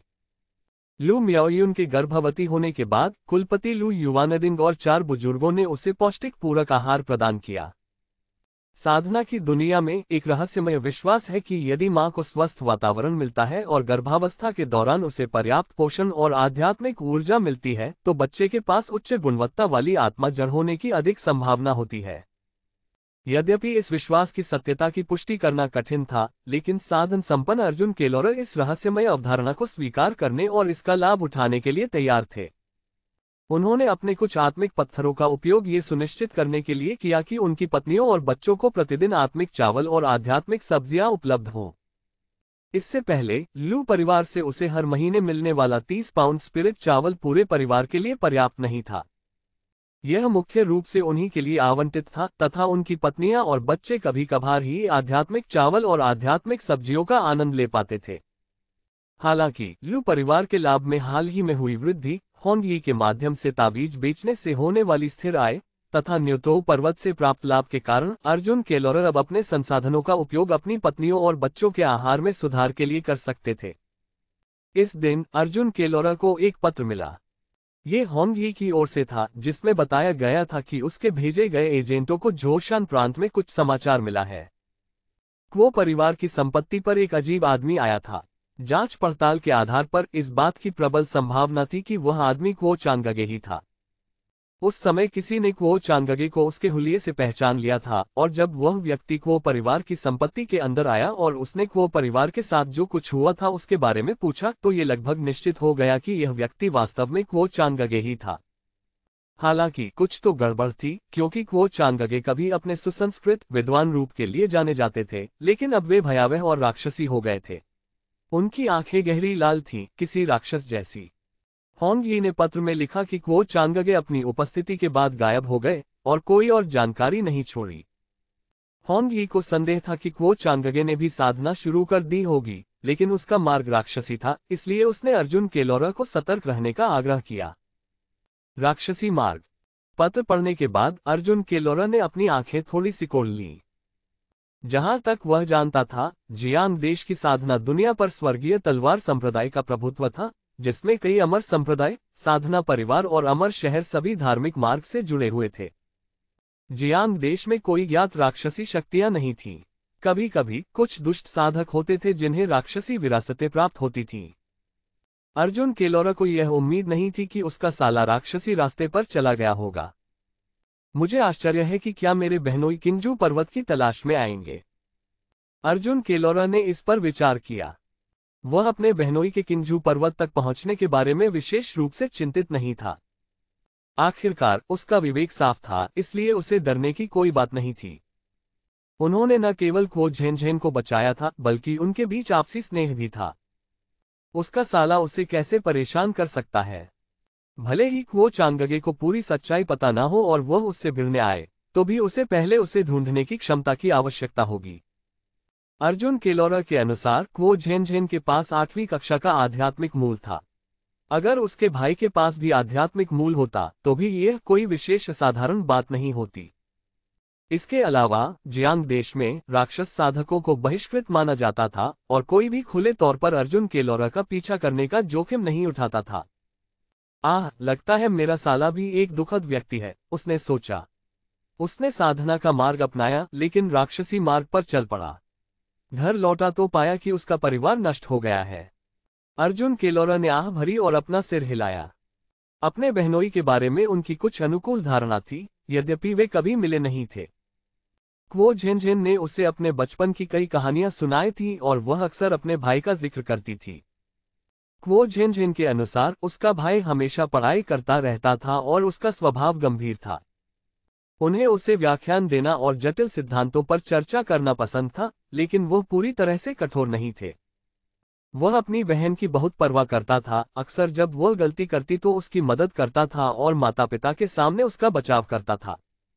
मैं अभी झेनझेन को इस बारे में नहीं बताऊंगा ताकि उसे चिंता न हो। यदि भविष्य में मेरे पास अपने बहनोई की मदद करने की क्षमता और अवसर होगा तो मैं ऐसा करने पर विचार करूंगा, बशर्ते कि वह अभी जीवित हो। लेकिन फिलहाल यह ऐसा कुछ नहीं है जिसके बारे में मैं कुछ कर सकूं। अर्जुन केलोरर ने एक गहरी सांस ली और धीरे से सांस छोड़ते हुए इस मामले पर ज्यादा ध्यान न देने का फैसला किया। आखिरकार वह तो चिशोधन के तीसरे चरण में एक निम्न स्तरीय साधक ही था, जो बस किंगजू पर्वत पर गुजारा करने की कोशिश कर रहा था। उस समय उसके पास अपने बहनोई की मदद करने की क्षमता नहीं थी, इसलिए उसे इस बारे में चिंता करने की कोई जरूरत नहीं थी। कुछ ही देर बाद उन्होंने होंग यी को जवाब देते हुए कहा कि वह अब क्वो चांगगे की खबर के बारे में पूछताछ न करे, अन्यथा राक्षस साधक के साथ जुड़ना एक समस्या होगी। आधे महीने बाद, पति, मैंने अपने शरीर में क्यूई को निर्देशित करने की प्रक्रिया पूरी कर ली है और एक साधक बन गई हूँ। इस दिन क्यू झेनझेन ने एक सुनहरा हेयरपिन और एक गुलाबी और सफेद पोशाक पहनी हुई थी, जो खुशी और उत्साह के साथ अर्जुन केलोरा के पास पहुंची। किंगजू पर्वत पर एक साल से ज्यादा समय बिताने के बाद उसके चेहरे की चर्बी गायब हो गई थी, उसकी जवानी की मासूमियत और भी निखर आई थी। उसका शरीर और भी कामुक हो गया था। उसके शुद्ध और सुंदर चेहरे पर अब एक विवाहित स्त्री और मां का आकर्षण और लावण्य झलक रहा था। मेरे प्यारे झेनझेन ने क्यूई शोधन के पहले चरण को पार कर लिया है। अर्जुन केलोरा ये खबर सुनकर बहुत खुश हुआ। आत्मा मूल के साथ अर्जुन केलोरा को स्वाभाविक रूप से उम्मीद थी कि उनकी पत्नियां भी साधना के मार्ग पर चलेंगी और लंबे समय तक उनके साथ रहेंगी। भले ही वे भविष्य में सहायक न बने, कम से कम साधना से उनके शरीर को विभिन्न तरीकों से लाभ होगा। क्यू झेनझेन ने अब केवल क्यूई शोधन के पहले स्तर को पार किया। इसका कारण ये था कि वह पहले गर्भवती थी, अपने बच्चे को दूध पिला रही थी और अपने शरीर को ठीक कर रही थी, जिससे उसकी साधना में देरी हुई। अन्यथा किंगजू घाटी में दूसरे स्तर की आत्मा व्यर्थता के साथ साधना संसाधनों के बिना भी वह बहुत पहले ही क्यूई शोधन के पहले चरण को पार कर चुकी होती। अपनी आकर्षक युवा पत्नी को देखते हुए, जिसके हर भाव में आकर्षण था, अर्जुन केलोरा ने उसे गले लगा लिया और कहा, मेरी प्यारी झेनझेन के साधक बनने का जश्न मनाने के लिए मुझे तुम्हें उचित इनाम देने दो। भले ही वह पहले से ही एक मां थी, लेकिन वो झेनझेन का शर्मीला स्वभाव नहीं बदला था। ये सुनकर उसका हृदय शर्म से कांप उठा, उसके गाल लाल हो गए। इससे पहले कि वो कुछ कह पाती, उसने अपने होठों पर गर्माहट महसूस की और फिर उसका शरीर नर्म पड़ गया। जल्द ही वो अर्जुन केलोरा से लगभग लिपट गई। थोड़ी देर बाद उसने अनिच्छा से अपने होंठ खोले, पतिदेव चलो कमरे में वापस चलते हैं। कोई बात नहीं, हम अपने ही घर में हैं और यहाँ कोई नहीं है। अर्जुन केलोरा हल्के से हंसा। फिर वो झेनझेन की हकलाहट और सरसराहट की आवाज के बीच शरद ऋतु के बीच आंगन में वसंत का आभास हुआ। अगले दिनों में अर्जुन केलोरा ने अपनी अधिकांश ऊर्जा क्वो झेनझेन को समर्पित कर दी। अब जबकि क्वो झेनझेन ने क्यूई शोधन के पहले चरण को पार कर लिया था और पिछले बच्चे के जन्म के बाद से आधे साल तक आराम किया था, तो स्वाभाविक रूप से उसे उसकी अच्छी देखभाल करनी थी और दूसरे बच्चे की तैयारी करनी थी। पलक झपकते ही महीने का अंत आ गया। हर महीने के अंत में चौथा बुजुर्ग ताबीज बनाना सिखाता था। इस दिन नाश्ते के बाद अर्जुन केलोरा चौथे बड़े के घर गया। चूंकि वह पहले भी वहां जा चुका था, इसलिए उसे रास्ता दिखाने के लिए किसी की जरूरत नहीं थी। गलियारे से गुजरते हुए अर्जुन केलोरा एक शांत आंगन में पहुंचे। आंगन की दीवारें हरे हरे बांस से घिरी हुई थीं और बीच में एक छोटा सा मंडप था, जिसके पास 5 मेजें और कुर्सियां रखी थीं। इस समय मंडप के पास एक आश्चर्यजनक आकृति खड़ी थी। उसका चेहरा खूबसूरत था, आंखें पानी की तरह साफ थी। उसने एक सादी और खूबसूरत सफेद पोशाक पहनी हुई थी। उसके लंबे चमकदार काले बाल उसके कंधों पर लहरा रहे थे, जो उसकी पतली कमर और गोल कूल्हों को घेरे हुए थे, जो उसकी सफेद पोशाक के साथ बिल्कुल विपरीत लग रहे थे। अपनी साधारण सफेद पोशाक और कढ़ाईदार जूतों के बावजूद उनकी सुंदर आकृति और सुरुचिपूर्ण स्वभाव में एक अनोखा आकर्षण था, जो एक अलौकिक और अलौकिक आभा प्रदान करता था।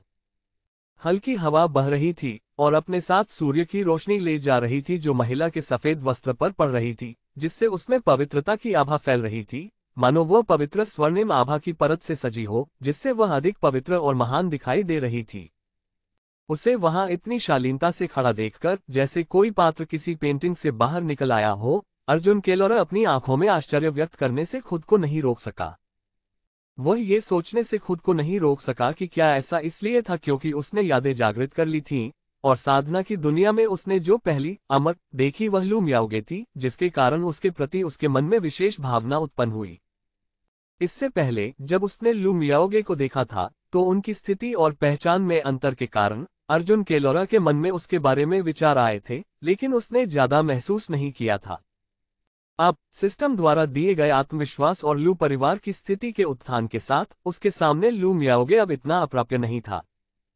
परिणामस्वरूप जब उसने लू मियाओगे को देखा, तो वह कुछ ऐसे विचारों को आने से नहीं रोक सका जो उसके मन में पहले नहीं आए थे, और वह इस अलौकिक परी को दबाने और उसके साथ खुलकर आनंद लेने के विचार में लिप्त होना चाहता था। इसमें कोई आश्चर्य नहीं कि बहुत से लोग धन और शक्ति प्राप्त करने के बाद नैतिक रूप से भ्रष्ट हो जाते हैं। अर्जुन केलोरा अपने सिर को अंदर ही अंदर हिलाने से खुद को नहीं रोक सका। उसने हाल ही में अपनी पत्नी लू मियाओयुन से विवाह किया था और अब वह अपनी पत्नी की चचेरी बहन के बारे में अनुचित विचार रखने लगा था। मिस लू, अर्जुन केलोरा ने बिना ज्यादा सोचे समझे लू मियाओगे का अभिवादन किया। लू परिवार के ताबीज मास्टर के रूप में लू मियाओगे अक्सर हर महीने इस दिन चौथे बुजुर्गों से ताबीज बनाना सीखने आते थे। चूंकि लू परिवार के अन्य कनिष्ठ छात्र जो ताबीज बनाने का काम सीखने आए थे वे सभी प्रशिक्षु थे, इसलिए चौथे बुजुर्ग ने शिक्षण को 2 समूहों में विभाजित कर दिया। सुबह में ये लू मियाओगे और अर्जुन केलोरा थे और दोपहर में ये लू परिवार के अन्य जूनियर थे। अर्जुन केलोरा, लू मियाओगे ने जब अर्जुन केलोरा को देखा तो उसने फीकी मुस्कान के साथ उसका स्वागत किया। उसकी मुस्कान उथली थी, तियानशान पर्वत पर बर्फ के कमल की तरह जो बस खिलता है और फिर सिमट जाता है और अपनी अलौकिक और सुंदर उपस्थिति में लौट जाता है। अर्जुन केलोरा खुद को ये सोचने से नहीं रोक पाया कि दोनों बहनें इस मामले में बिल्कुल एक जैसी हैं। दोनों को मुस्कुराना पसंद नहीं था, लेकिन जब मुस्कुराती थी तो बहुत आकर्षक लगती थी। वह उससे बात करने या ऐसा कुछ करने नहीं गया। हालांकि उसके दिल में लू मियाओगे के बारे में विचार थे, फिर भी वह उसके पीछे नहीं जा सकता था। एक कारण ये था कि उसकी पहचान और परिस्थिति उसके लिए उपयुक्त नहीं थी, और दूसरा कारण ये था कि लड़कियों का पीछा नहीं किया जाता था, वे आकर्षित होती थीं। अर्जुन केलोरा पास की मेज पर बैठ गया और चौथे बुजुर्ग के आने का इंतजार करने लगा। कुछ ही देर बाद चौथा बुजुर्ग आंगन में पहुंचा। चांदी के धागों से जड़े उसके काले बाल खूबसूरती से बंधे हुए थे और उसने हरे भूरे रंग की पोशाक पहनी हुई थी। वह एक गरिमामयी और सुंदर महिला लग रही थी। दादी माँ, चाची। अर्जुन केलोरा और लू मियाओगे ने तुरंत चौथे बुजुर्ग को आदरपूर्वक प्रणाम किया। औपचारिकता की कोई आवश्यकता नहीं है, कृपया बैठ जाइए। चौथे बुजुर्ग ने सौम्य और दयालु भाव से अपना हाथ हिलाया।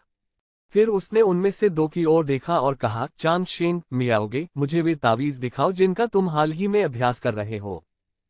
ये सुनकर दोनों ने अपने ताबीज बनाने के उपकरण निकाले और ताबीज बनाने शुरू कर दिए। अर्जुन केलोरा अभी भी अग्नि बादल ताबीज बना रहा था जिसे उसने पहले प्रकट किया था।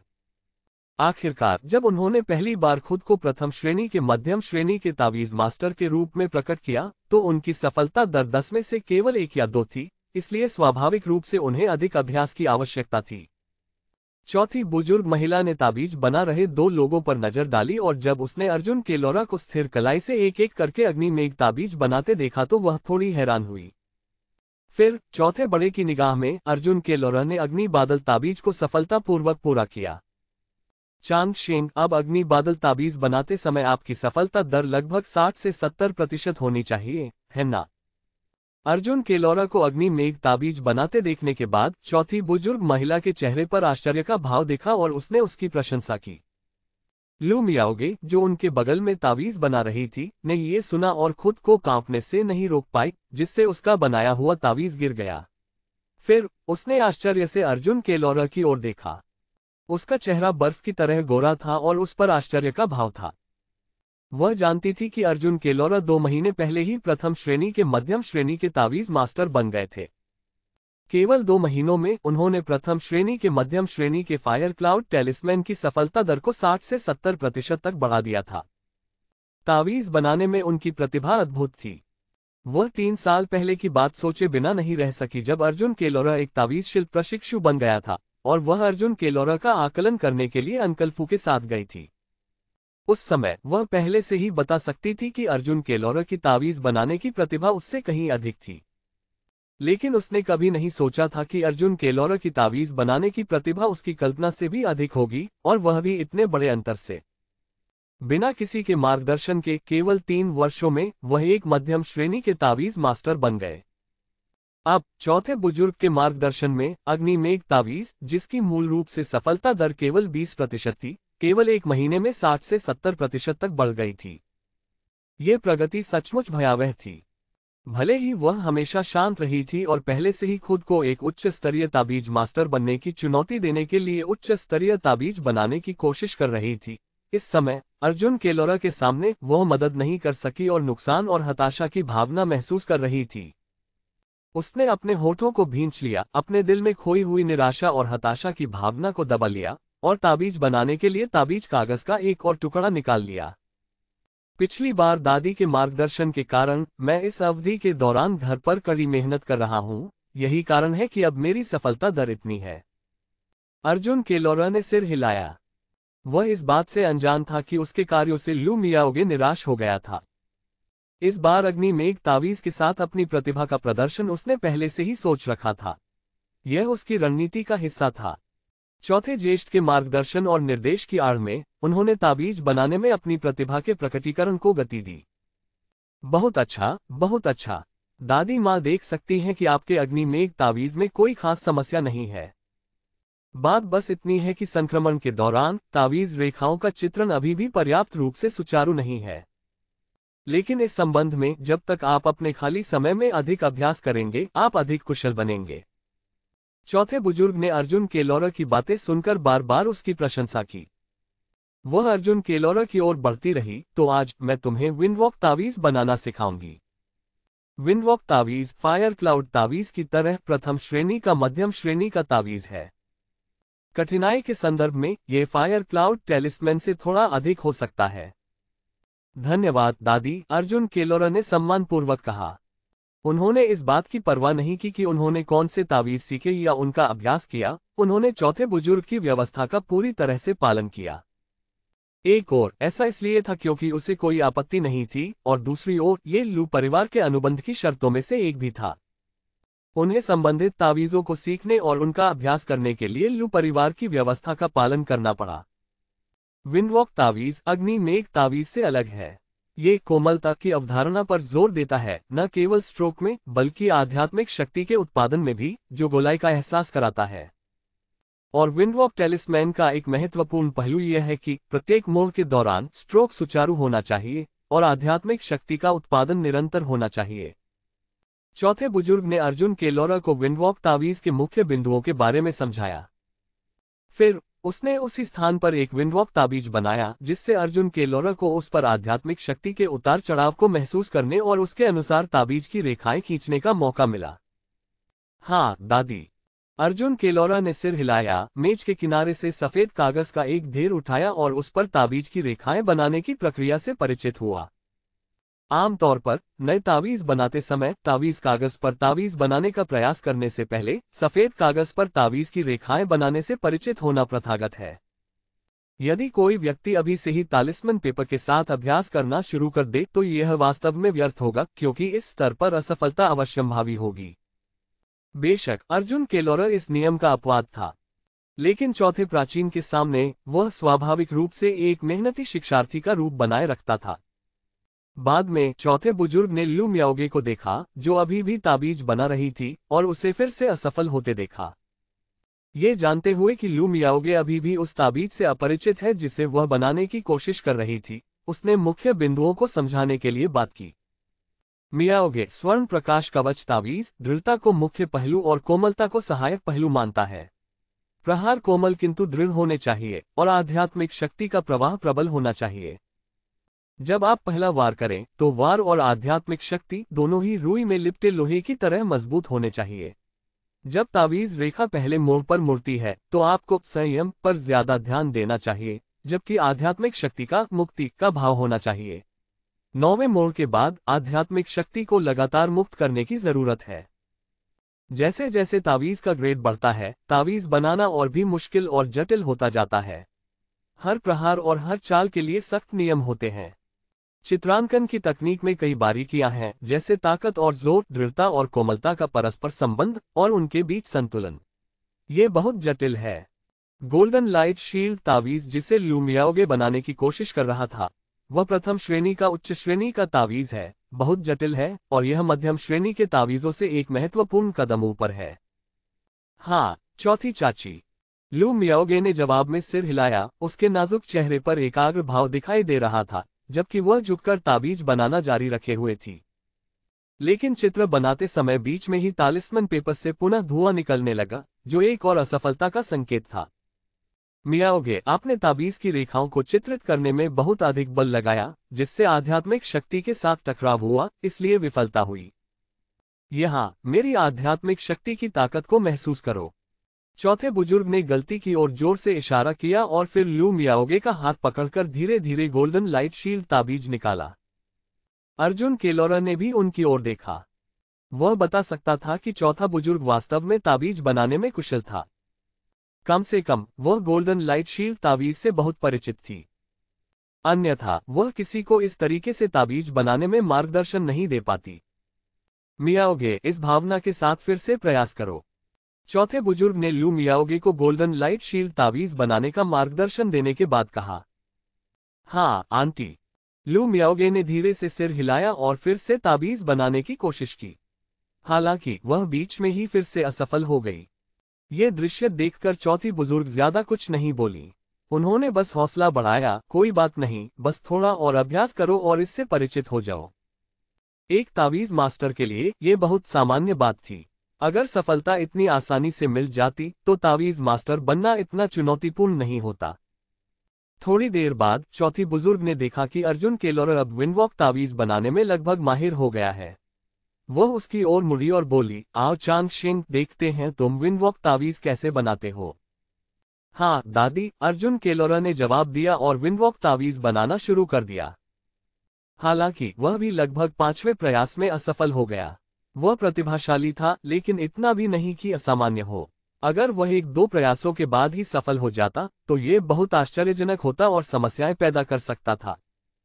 आपका हाथ स्थिर है और आपके स्ट्रोक स्थिर हैं, लेकिन आपकी आध्यात्मिक शक्ति अभी थोड़ी तेज थी। इस चरण में आपके हाथ में कुछ ढीलापन होना चाहिए और आध्यात्मिक शक्ति को धीरे से स्ट्रोक के चारों ओर लपेटना चाहिए। यहाँ मेरी आध्यात्मिक शक्ति की ताकत को महसूस करो। अर्जुन केलोरा को चित्र बनाते हुए देखने के बाद चौथे बुजुर्ग ने बात की और फिर उसके पास आकर उसका हाथ पकड़ लिया तथा उसे विंडवॉक तावीज के प्रत्येक स्ट्रोक के माध्यम से धीरे धीरे मार्गदर्शन किया। यद्यपि कहावत है कि पुरुषों और महिलाओं को एक दूसरे को छूना नहीं चाहिए, अर्जुन केलोरा को चौथे बुजुर्ग की नज़र में एक जूनियर के रूप में देखा गया था, व्यवहारिक रूप से उनके पोते दामाद के रूप में, इसलिए वे स्वाभाविक रूप से ऐसी चीजों की परवाह नहीं करते थे। इस प्रक्रिया के दौरान अर्जुन केलोरा चौथे बुजुर्ग के हाथों के स्पर्श से आने वाली आध्यात्मिक शक्ति की ताकत और प्रवाह को स्पष्ट रूप से महसूस कर सकता था। इस चरण में आपका हाथ ढीला होना चाहिए और आध्यात्मिक शक्ति को थोड़े उछाल के साथ स्ट्रोक के चारों ओर लपेटना चाहिए। आपकी कलाई को हल्के से कंपना चाहिए और फिर इसे एक ही बार में पूरा करना चाहिए। एक और कोशिश करो। चौथे बुजुर्ग ने अर्जुन केलोरा से विनम्रतापूर्वक बात की और फिर उसका हाथ छोड़ दिया। ठीक है दादी माँ। अर्जुन केलोरा ने सिर हिलाया, लेकिन तुरंत चित्र बनाना शुरू करने के बजाय उसने अपने स्टोरेज बैग से एक लौकी निकाली और चित्र बनाना जारी रखने से पहले उसके अंदर रखी शराब का एक घूंट लिया। इसके अंदर सफेद जैद 100 फूलों वाली शराब थी, जो आध्यात्मिक शक्ति को बहाल कर सकती थी और मन को शांत कर सकती थी, जो उसके तावीज बनाने में सहायक थी। स्वाभाविक रूप से उसे अपने मन को शांत करने के लिए शराब की आवश्यकता नहीं थी, लेकिन उसे अपनी आध्यात्मिक शक्ति को पुनः प्राप्त करने में मदद के लिए इसकी आवश्यकता थी। चौथे बुजुर्ग ने भी इस बारे में कुछ नहीं कहा। वह जानती थी कि अर्जुन केलोरा केवल क्यूई साधना के तीसरे चरण में था और अपनी आध्यात्मिक शक्ति को पुनः प्राप्त करने के लिए आध्यात्मिक मदिरा पर निर्भर हुए बिना वह कई प्रथम स्तरीय मध्यम श्रेणी के तावीज नहीं बना सकता था। इसके बाद चौथे बड़े की सतर्क निगाहों के सामने अर्जुन केलोरा तब असफल हो गया जब वह लगभग 1/4 रास्ता तय कर चुका था। तुम्हारी आध्यात्मिक शक्ति अभी तक स्ट्रोक्स में सिमटकर एक बिंदु पर एकत्रित नहीं हुई है। कुछ और बार कोशिश करो, चौथे बुजुर्ग ने देखने के बाद टिप्पणी की। इस प्रकार चौथे बुजुर्ग के मार्गदर्शन में सुबह बीत गई। आज सुबह न तो अर्जुन केलोरा और न ही लू मियाओगे नए तावीज बनाने में सफल रहे। हालांकि उन्होंने इन तावीजों के मूल तत्व समझ लिए थे और अगला कदम था वापस जाकर उनसे और परिचित होना और अभ्यास करना। पलक झपकते ही आधा महीना बीत गया। क्यू झेन, जो अर्जुन केलोरा से विशेष ध्यान प्राप्त कर रही थी, उसके पास आए और बोली, पति, ऐसा लगता है कि मैं गर्भवती हूँ। गर्भवती हो? मुझे देखने दो। ये सुनकर अर्जुन केलोरा तुरंत खुश हो गया और उसने अपना सिर क्वो झेन के पेट पर टिका दिया। इस समय भ्रूण की कोई हलचल नहीं थी। हालांकि एक साधक होने के नाते अर्जुन केलोरा अपने गर्भ में पल रहे नए जीवन को धीरे धीरे महसूस कर पा रही थी। हाँ, तुम सचमुच गर्भवती हो। झेन, इधर आओ, अपने पति से चुदवा लो। क्यू झेन को गर्भवती देखकर अर्जुन केलोरा का मूड तुरंत सुधर गया। उसने अपनी सुंदर पत्नी के गालों को सहलाया और उसके कोमल होठों को जोर से चूमा। आंगन में अन्य बहनें भी थीं जो ये दृश्य देखकर हंसने से खुद को नहीं रोक सकी, जिससे वो झेनझेन जिसे चूमा जा रहा था गहराई से शर्मा गई। थोड़ा शर्मिंदा महसूस करते हुए उसने अपने पति को एक चंचल मुक्का मारा। उसका नाजुक चेहरा पके आड़ू की तरह शर्म से लाल हो गया। लेकिन लड़कियों जैसी शर्मीली छवि क्यू झेनझेन की पत्नी और मां के रूप में पहचान के साथ पूरी तरह मेल खाती थी, जो मासूम और आकर्षक दोनों लगती थी। अपनी पत्नी को इस तरह देखकर अर्जुन के लौरा के मन में इच्छा जागृत हुई। वह लगभग अपनी छोटी पत्नी की तुरंत देखभाल करना चाहता था। हालांकि अपने पति को कितना खुश देखकर वो झेनझेन ने भी अपने चेहरे पर शर्म के साथ एक खुश और संतुष्ट मुस्कान दिखाए। अब चूंकि लू म्याओयुन और क्यू झेनझेन दोनों गर्भवती थीं, अर्जुन के लौरा बहुत अच्छे मूड में था और उसे लग रहा था कि जीवन में आशा की किरणें बढ़ रही हैं। वह अपनी दो प्यारी पत्नियों के बच्चों के जन्म का इंतजार कर रहे थे। उसे ये भी याद आया कि उसकी अभी भी दो रखैले हैं जो अभी तक गर्भवती नहीं हुई हैं, साथ ही एक दासी भी है जिसके पास आत्मा मूल है। लेकिन अब चूंकि लू म्याओयुन केवल 1 महीने की गर्भवती थी, इसलिए वह नौकरानी से निपटने की जल्दी में नहीं थी।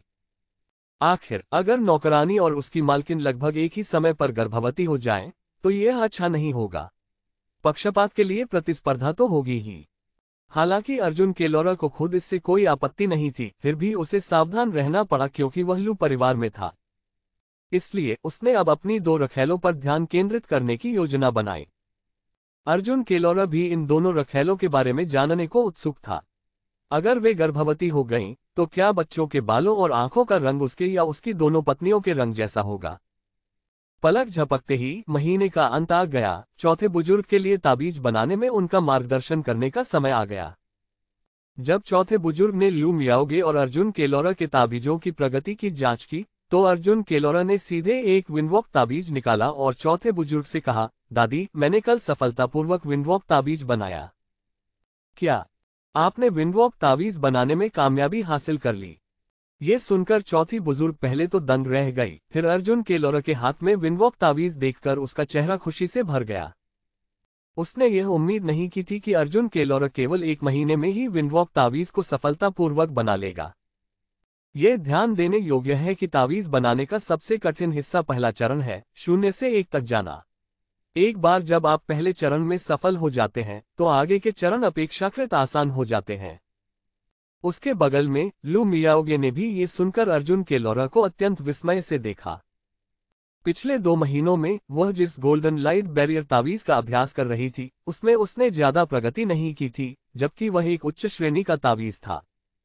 जब वह अर्जुन के लौरा के समान स्तर पर थी, उसी स्तर का ताबीज सीख रही थी, तो उसे सफल होने में लगभग 3 महीने लगे। लेकिन अब अर्जुन के लौरा ने केवल 1 महीने में ही विंडवॉक तावीज को सफलतापूर्वक तैयार कर लिया था। लू मियाओगे ने अपने होंठ हल्के से काटे, उसे थोड़ा आघात महसूस हुआ। वह पहले से ही ताबीज बनाने में काफी प्रतिभाशाली थी। अन्यथा वह लू परिवार के जूनियरों में एकमात्र ताबीजवादी नहीं होती। इसके अलावा वह बहुत आगे थी और प्रथम श्रेणी के उच्च श्रेणी के टेलिस्मैन मास्टर तक पहुंचने का लक्ष्य बना रही थी।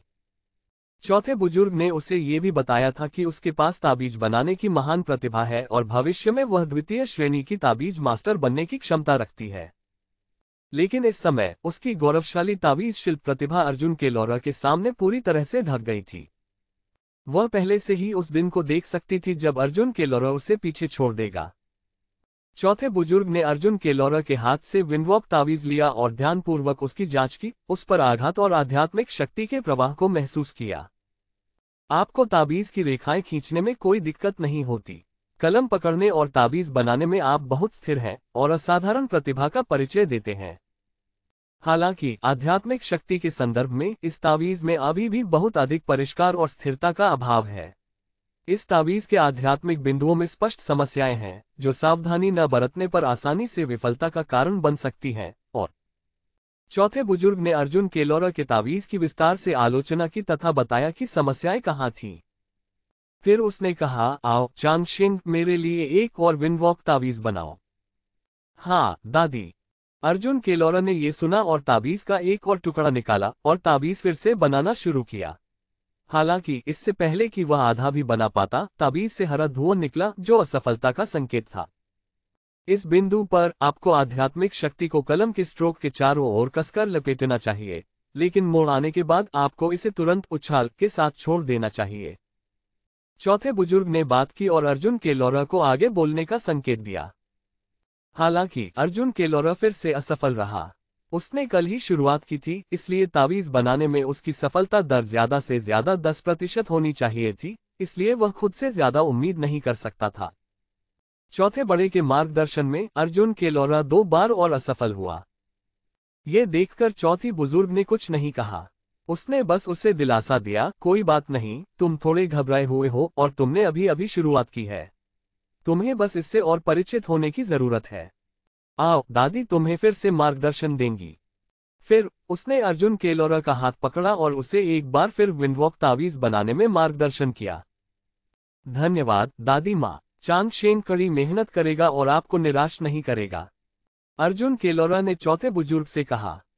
तुम एक अच्छे बच्चे हो। तुम्हारे प्रदर्शन ने दादी को पहले ही संतुष्ट कर दिया है। मुझे विश्वास है कि अगर तुम कड़ी मेहनत करोगे तो भविष्य में तुम जरूर दूसरे दर्जे के तावीज मास्टर बनोगे। चौथे बुजुर्ग ने दयालुता से बात की। वह अर्जुन केलोरा को अपना दामाद पाकर बहुत संतुष्ट थी। न सिर्फ उसे तावीज बनाने में असाधारण प्रतिभा थी, बल्कि उसका चरित्र भी स्थिर था और वह उसकी पोती के साथ अच्छा व्यवहार करता था। बस एक ही कमी थी कि उसकी बहुत सारी पत्नियां और बच्चे थे। उसने पत्नियां और बच्चे पैदा करने में बहुत ज्यादा समय लगाया। उनकी राय में, यदि अर्जुन केलोरा अपनी सारी ऊर्जा तावीज बनाने पर केंद्रित कर सके और तावीजों के मार्ग पर ध्यान केंद्रित कर सके तो वह भविष्य में और आगे जा सकेगा। ओह ठीक है चांगशेन, आप कुछ समय से क्यूई रिफाइनिंग के तीसरे चरण में हैं, है ना? चौथे बुजुर्ग ने अचानक अर्जुन केलोरा की ओर मुड़कर पूछा। हाँ दादी माँ, मैं 8 महीने पहले क्यूई शोधन के तीसरे चरण के शिखर पर पहुंच गया था। लेकिन आप मेरी स्पिरिट रूट के बारे में भी जानती हैं, ये सिर्फ 9वीं कक्षा की स्पिरिट रूट है। अर्जुन केलोरा अपनी मुस्कान रोक नहीं सका। वह 8 महीने पहले क्यूई रिफाइनिंग के तीसरे चरण के शिखर पर पहुंच गए थे। इस दौरान उन्होंने अपनी साधना में कभी ढिलाई नहीं बरती, लेकिन उन्होंने कभी भी अपनी बाधा को कम होते हुए महसूस नहीं किया। निम्न श्रेणी के स्पिरिट रूट के साथ हर अड़चन एक बाधा थी। चौथे बुजुर्ग ने थोड़ा सोचते हुए कहा, अगर तुम्हें जरूरत हो तो दादी तुम्हारे लिए परिवार में ही एक सफल गोली का आवेदन कर सकती हैं। क्यूई शोधन के तीसरे चरण से क्यूई शोधन के चौथे चरण तक की प्रगति, क्यूई शोधन के प्रारंभिक चरण से मध्य चरण तक संक्रमण एक बाधा थी। आत्मा मूल योग्यता जितनी खराब थी, उसे तोड़ना उतना ही कठिन था। ऐसी स्थितियों में समय पर निर्भर रहने के अलावा बाधाओं को दूर करने के लिए सफल गोलियों का भी उपयोग किया जा सकता है। धन्यवाद दादी, लेकिन मैं अभी भी अपने दम पर आगे बढ़ने की कोशिश करना चाहता हूं, अर्जुन केलोरा ने विनम्रता से मना कर दिया। यद्यपि वह इस समस्या से परेशान था, लेकिन वह मदद के लिए गोलियों पर निर्भर होने की जल्दी में नहीं था। कारण सरल था। यदि वह क्यूई रिफाइनिंग के तीसरे चरण से क्यूई रिफाइनिंग के चौथे चरण तक पहुंचने के लिए एक ब्रेक थ्रू गोली का उपयोग करता है, तो जब वह क्यूई रिफाइनिंग के छठे चरण से क्यूई रिफाइनिंग के 7वें चरण तक पहुंचने की कोशिश करेगा तो कठिनाई बढ़ जाएगी। यदि वह क्यूई रिफाइनिंग के छठे चरण से क्यूई रिफाइनिंग के 7वें चरण तक पहुंचने के लिए एक और सफलता की गोली का उपयोग करता है, तो फाउंडेशन स्थापना तक पहुंचने की कठिनाई और भी अधिक बढ़ जाएगी। कभी कभी येलो ड्रैगन पिल जैसी कुछ सहायक गोलियों का उपयोग करना ठीक रहेगा, क्योंकि इनके कोई विशेष दुष्प्रभाव नहीं होंगे। हालांकि प्रगति की संभावना को प्रोत्साहित करने के लिए एक सफल गोली का उपयोग करने से कुछ प्रभाव पड़ेगा। ज्यादातर लोगों के लिए, अगर वे फाउंडेशन की स्थापना पर विचार नहीं करते तो ब्रेकथ्रू गोलियों का ज्यादा असर नहीं होता। लेकिन अर्जुन केलोरा का ध्यान वर्तमान पर नहीं, बल्कि भविष्य पर था। अर्जुन केलोरा को इसमें सफलता पाने की कोई जल्दी नहीं थी, फिर भी उन्होंने जितना संभव हो सके अकेले ही प्रयास करने को प्राथमिकता दी। उन्होंने योजना बनाई कि यदि वे वास्तव में सफल नहीं हो पाते तो वे सहायता के लिए गोलियों पर ही निर्भर रहेंगे। अर्जुन केलोरा का इनकार सुनकर चौथे बुजुर्ग को थोड़ा आश्चर्य हुआ, लेकिन उन्होंने तुरंत मुस्कुराते हुए उसकी प्रशंसा करते हुए कहा, वाह, ये तो आपकी महत्वाकांक्षा है। अगर आपको अपनी साधना में कोई समस्या आती है तो बेझिझक मेरे पास आएं। पास में ही लू मियाओगे की आंखों में ये सुनकर आश्चर्य का भाव झलक उठा। आखिरकार चौथे बुजुर्ग द्वारा अर्जुन केलोरा को दी गई सफलता की गोलियां जैसी गोलियां बेहद कीमती थीं। क्यूई शोधन के मध्य चरण तक आगे बढ़ने के लिए एक सफल गोली की कीमत सैकड़ों आत्मा पत्थरों के बराबर हो सकती थी और यह बहुत दुर्लभ थी, जिसके बदले में लू परिवार को योगदान देना पड़ता था। अब चौथे बुजुर्ग ने अर्जुन केलोरा के लिए एक आवेदन करने का प्रस्ताव रखा और उन्होंने इसे अस्वीकार कर दिया तथा सफलता के लिए स्वयं पर भरोसा करने का इरादा व्यक्त किया। 9वीं कक्षा के स्पिरिट रूट के साथ बाधाओं को तोड़ना कोई आसान काम नहीं था। हालांकि लू मियाओगे ने इस बारे में कुछ नहीं कहा। उसने अपने मन में अर्जुन केलोरा के बारे में कुछ और विचार जोड़ लिए। उसे लगा कि वह उस छवि से काफी अलग है जिसे वह पहले जानती थी। बाद में चौथे बुजुर्ग ने अर्जुन केलोरा और लू मियाओगे को जाने देने से पहले उनसे ताबीज बनाने के बारे में कुछ जानकारी ली। जिस तरह से मिस ने मुझे देखा वह सामान्य से थोड़ा अलग लग रहा था, अर्जुन केलोरा ने टिप्पणी की। जब वे बुजुर्ग के निवास से बाहर निकले तो लू मियाओगे की सुंदर आकृति को देखते हुए अपनी भौहें थोड़ी ऊपर उठाईं। स्वाभाविक रूप से उसे यकीन नहीं हो रहा था कि उस युवती के मन में उसके लिए भावनाएं जाग उठी हैं। क्या हो सकता है कि ताबीज बनाने की मेरी हालिया कला का उस पर कोई असर हुआ हो? उसने अचानक सोचा। अगर ऐसा है तो ये युवती उतनी अलग थलग और उदासीन नहीं है जितनी वह ऊपर से दिखती है। कोई भी वास्तव में सांसारिक इच्छाओं से मुक्त नहीं है, हर किसी की अपनी भावनाएं होती हैं। उस समय की दूसरी मिस की तरह वह बाहर से ठंडी और कुलीन दिखती थी, लेकिन उसका असली चरित्र ऐसा नहीं था।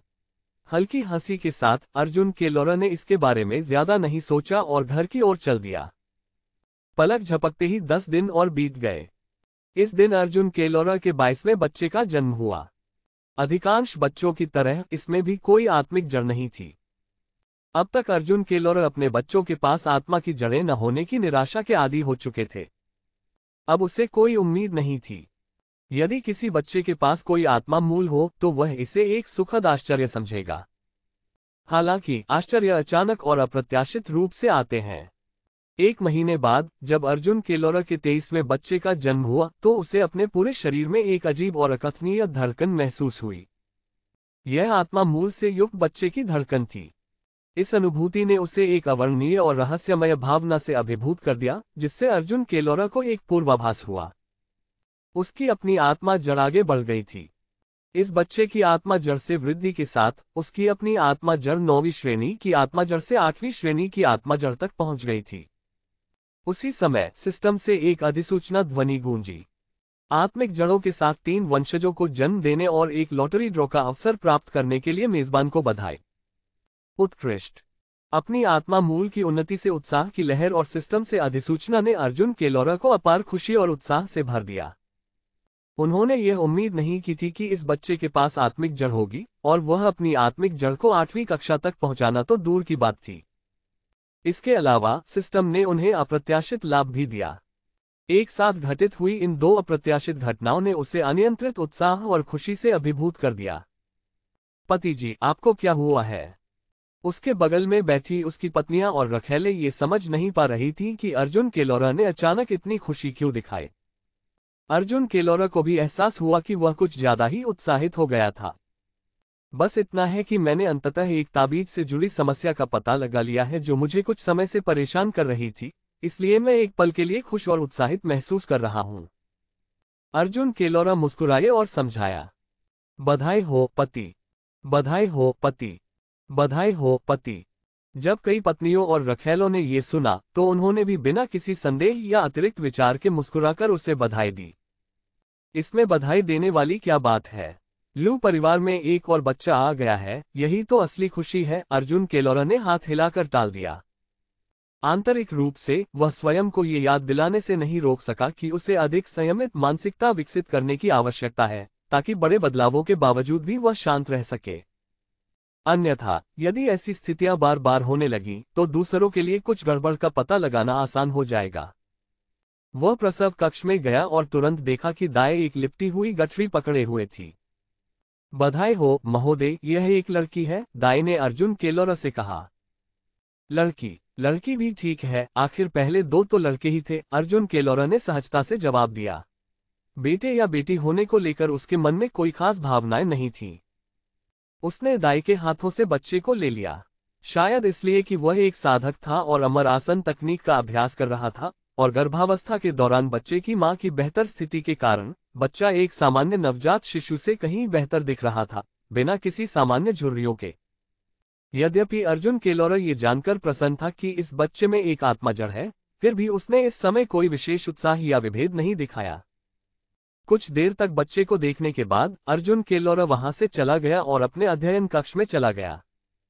इस बच्चे के जन्म के साथ सिस्टम पुरस्कार मेरे बच्चों की कुल संख्या की तुलना में स्पिरिट रूट बच्चों की संख्या के लिए उपलब्धि के एक अलग स्तर को इंगित करता है। ये सामान्य है, आत्मा मूल के बच्चे स्पष्ट रूप से उच्च कठिनाई स्तर पर होते हैं।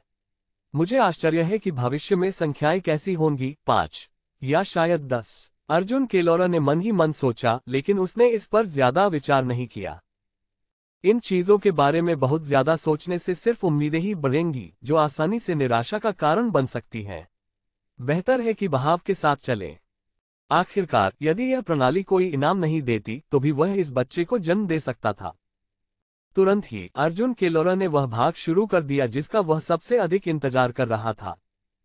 सिस्टम, मैं चित्र बनाना चाहता हूं। एक हल्के लाल रंग का आभासी लॉटरी बोर्ड दिखाई दिया। मुझे आश्चर्य है कि इस बार मुझे क्या मिलेगा। उम्मीद है कि यह कोई जादुई खजाना होगा। अपने सामने लॉटरी बोर्ड को देखते हुए अर्जुन केलोरा ने गहरी सांस ली। 100 खजाने के शोधन शरीर टेम्परिंग तकनीक के कारण उन्हें जादुई खजाने के लिए उच्च उम्मीदें थीं। वह ये देखना चाहते थे कि क्या ये प्रणाली उन्हें सीधे तौर पर इस तकनीक का अभ्यास करने के लिए उपलब्ध करा सकती है। आखिरकार, जबकि तकनीकें सभी प्रकार के प्रभाव उत्पन्न कर सकती हैं, जब तक कि एक जादुई खजाना पर्याप्त हो, इसका उपयोग 100 खजाना शोधन शरीर टेम्परिंग तकनीक का अभ्यास करने के लिए किया जा सकता है। चलो ड्रॉ शुरू करते हैं। एक विचार के साथ हल्के लाल रूलेट पहिए पर सुनहरी रोशनी घूमने लगी। 5 सेकंड के बाद रूलेट पहिया रुक गया। अर्जुन केलोरा की घबराए और उम्मीद भरी निगाहों के नीचे सुनहरी रोशनी अन्य पर रुक गई। डिंग, बधाई हो मेजबान, आपने गू कीट पीच ब्लॉसम गू प्राप्त कर लिया है। इनाम सिस्टम स्पेस में जमा कर दिया गया है। होस्ट इसे कभी भी देख सकता है।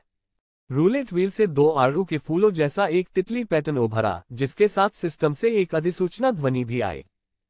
एक गू कीट पीच ब्लॉसम गू। अर्जुन केलोरा ने इनाम देखकर भौहें चढ़ाईं। अपनी इच्छित तकनीक या जादुई खजाना न मिलने से अर्जुन केलोरा को बहुत अधिक निराशा नहीं हुई। आखिरकार, वह पहले भी कई बार निराश हो चुका था। वह जानता था कि लॉटरी के ड्रॉ में चीजें हमेशा उसकी इच्छानुसार नहीं होंगी। भविष्य बहुत लंबा था और ड्रॉ के लिए बहुत सारे अवसर मौजूद थे। जब तक वह कड़ी मेहनत करता रहेगा, उसे अंततः मनचाहा फल मिलेगा। उन्होंने सिस्टम स्पेस में पीच ब्लॉसम गू को देखा। गू कीट, आड़ू फूल गू। गुणवत्ता, स्वर्गीय आत्मा गू। विवरण, गू उत्पादक पीच ब्लॉसम इमोर्टल द्वारा निर्मित एक चमत्कारी गू कीट। यह मेजबान की त्वचा में सुधार कर सकता है, उनके आकर्षण को बढ़ा सकता है, विपरीत लिंग के लिए एक अत्यंत आकर्षक रूप बना सकता है और मेजबान के रोमांटिक भाग्य को बढ़ा सकता है। अर्जुन केलोरा को गू कीटों के बारे में ज्यादा जानकारी नहीं थी। वह जानते थे कि साधना की विभिन्न कलाओं में पशु वशीकरण के समान ही गुट होते हैं, जैसे विष, शव शोधन और भूत साधना। उन्होंने इन पहलुओं पर विस्तार से विचार नहीं किया था। हालांकि सिस्टम और 3 शब्दों स्वर्गीय आत्मा गू और इसके प्रभावों के विवरण में उनके विश्वास के कारण उन्हें लगा कि यह पीच ब्लॉसम गू असाधारण था। यह अवश्य ही उच्च श्रेणी का गू कीट होगा। पहले अमर आसन तकनीक और अब पीच ब्लॉसम गू। क्या इसका मतलब है कि भविष्य में मुझे अपने रूप रंग पर निर्भर रहना पड़ेगा? अर्जुन केलोरा ने अपनी जीभ चटकाए। अमर आसन तकनीक द्वारा लाए गए परिवर्तनों का अनुभव करने के बाद वह पीच ब्लॉसम गू के प्रभावों के लिए काफी उत्सुक थे। आखिरकार 3 साल से अधिक समय तक अमर आसन तकनीक का अभ्यास करने के बाद वह काफी सुंदर हो गया था। अब पीच ब्लॉसम गू के साथ क्या वह भविष्य में अनगिनत अमर युवतियों का सपना नहीं बन जाएगा? खासकर इसलिए क्योंकि पीच ब्लॉसम गू का संवर्धन विपरीत लिंग के लिए लक्षित था। इससे न केवल आकर्षण बढ़ा, बल्कि रोमांटिक भाग्य भी बढ़ा। सुंदर रूप और अच्छी रोमांटिक किस्मत, यह एक निश्चित संयोजन था। यह भविष्य में पत्नियों और रखैलों को इकट्ठा करने के लिए एक विशेष हथियारे की तरह था। रोमांटिक भाग्य। रोमांटिक भाग्य भी भाग्य की श्रेणी में आता है, हालांकि साधना जगत में यह थोड़ा रहस्यमय है। अधिकांश पुस्तकों में केवल यही उल्लेख है कि कुछ लोग महान भाग्य के साथ जन्म लेते हैं, वे दुर्भाग्य को सौभाग्य में बदल सकते हैं, और यहाँ तक कि बिना किसी प्रयास के खजाने भी पाल लेते हैं, जिससे साधना पथ पर उल्लेखनीय प्रगति होती है। हालांकि यह पीच ब्लॉसम गू किसी व्यक्ति के भाग्य को नहीं सुधार सकता, लेकिन यह उसके प्रेमपूर्ण भाग्य को बढ़ा सकता है। मुझे आश्चर्य है कि क्या इस पीच ब्लॉसम गू के साथ भविष्य में मेरी साधना पथ पर मुझे निरंतर प्रेमपूर्ण मुलाकातें मिलेंगी। मुझे बाद में भाग्य और गू कीटों के बारे में अधिक जानकारी ढूंढनी चाहिए। अर्जुन केलोरा ने मन ही मन सोचा। हालांकि उन्हें विभिन्न पुस्तकें पढ़ना पसंद था, लेकिन भाग्य और गू कीटों के बारे में उनकी समझ केवल सतही थी। अब जब उन्होंने ये पीच ब्लॉसम गू प्राप्त कर लिया था, तो उन्होंने भविष्य में इन विषयों के बारे में और अधिक जानने का निर्णय लिया। बिना कुछ सोचे समझे अर्जुन केलोरा ने अपने दिमाग का इस्तेमाल करके सिस्टम स्पेस से पीच ब्लॉसम गू को निकाल लिया। जैसे ही अर्जुन केलोरा ने पीच ब्लॉसम गू को निकाला, दो गुलाबी और सफेद आड़ू की पंखुड़ियों जैसे पंखों वाली एक तितली अचानक उसके सामने प्रकट हुई। पीच ब्लॉसम गू केवल अंगूठे के आकार का था, जो एक हल्की गुलाबी रोशनी उत्सर्जित कर रहा था, जो चमकदार और नाजुक थी। उसे हाथ में पकड़ने पर वह मुलायम और चिकना महसूस हुआ, मानो उसने दो आड़ू की पंखुड़ियां पकड़ रखी हो और उनका वजन भी ज्यादा न हो। उसमें से आड़ू के फूलों की खुशबू आ रही थी, जो उसकी इंद्रियों को तरोताजा कर रही थी। अर्जुन केलोरा ने अपने हाथ में पीच ब्लॉसम गू को देखा और स्पष्ट रूप से उसके साथ एक अजीब और अंतरंग संबंध महसूस कर सका, ठीक उसी तरह जैसे उसने पहले नेदरवर्ल्ड हाउंड प्राप्त किया था। किसी भी तरह से इसे वश में करने की कोई आवश्यकता नहीं थी, सिस्टम ने इसमें सीधे मदद की। इसके अतिरिक्त इस प्रणाली के माध्यम से उन्होंने सीखा कि इस प्रकार के गू कीट को नियंत्रित करने और उस पर महारत हासिल करने के लिए उन्हें इसे परिष्कृत करने की आवश्यकता थी। शोधन प्रक्रिया सरल थी। सबसे पहले इसे सार और रक्त की एक बूंद खिलाएं और फिर धीरे धीरे आध्यात्मिक चेतना की शक्ति से गू कीट को परिष्कृत करें। पीच ब्लॉसम गू के मूल उपयोग को जानने के कारण अर्जुन केलोरा ने संकोच नहीं किया। उसने अपनी उंगली से खून की एक बूंद निचोड़ी और उसे पीच ब्लॉसम गू को पिला दिया। गू के पास तिल के आकार का एक मुखपत्र था, जो धीरे धीरे खून को चाटता था। एक क्षण के बाद पीच ब्लॉसम गू ने रक्त पीना समाप्त कर दिया। इसके बाद अर्जुन केलोरा ने पीच ब्लॉसम गू को अपनी आध्यात्मिक शक्ति से घेर लिया तथा उसके शरीर पर आक्रमण कर उसे परिष्कृत करने की इच्छाशक्ति का प्रयोग किया। कई गू उत्पादकों के लिए गू कीटों का शोधन करना बहुत खतरनाक काम था। यद्यपि गू कीटों में बुद्धि का अभाव था, फिर भी वे जीवित प्राणी थे जिनमें जीवित रहने की सहज इच्छाशक्ति थी। साधकों की शोधन प्रक्रिया का सामना करते हुए वे स्वाभाविक रूप से सहज रूप से प्रतिरोध करेंगे। कुछ भयंकर और दबंग गू कीट रिफाइनर पर पलटवार भी कर सकते हैं।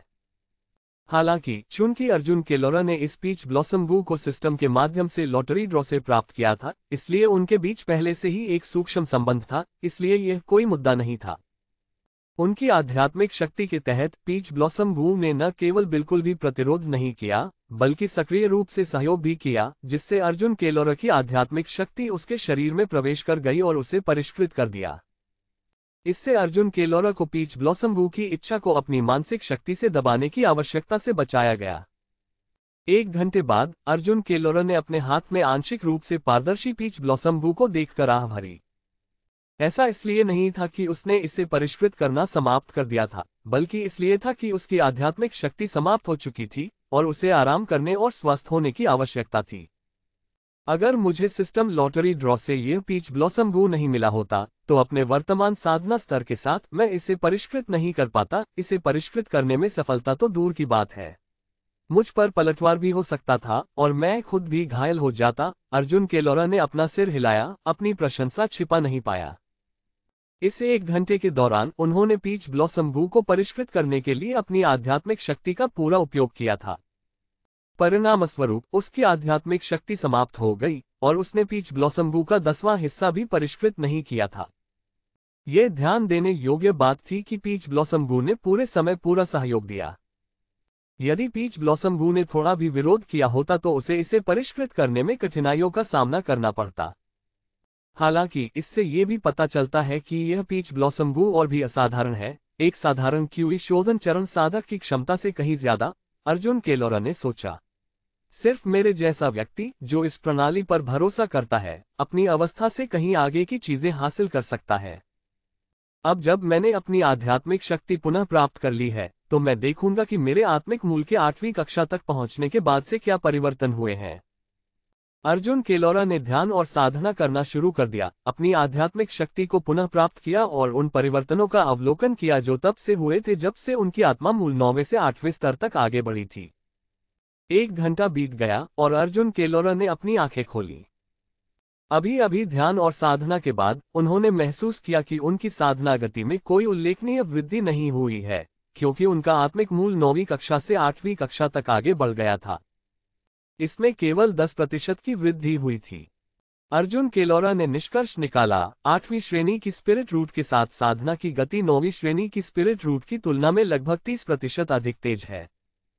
छोटी 7वीं और छोटी 17वीं की पहले की तरक्की को देखते हुए मेरी आत्मा की जड़ 8वीं कक्षा के करीब पहुंच चुकी थी, अर्जुन केलोरा ने मन ही मन बुदबुदाया।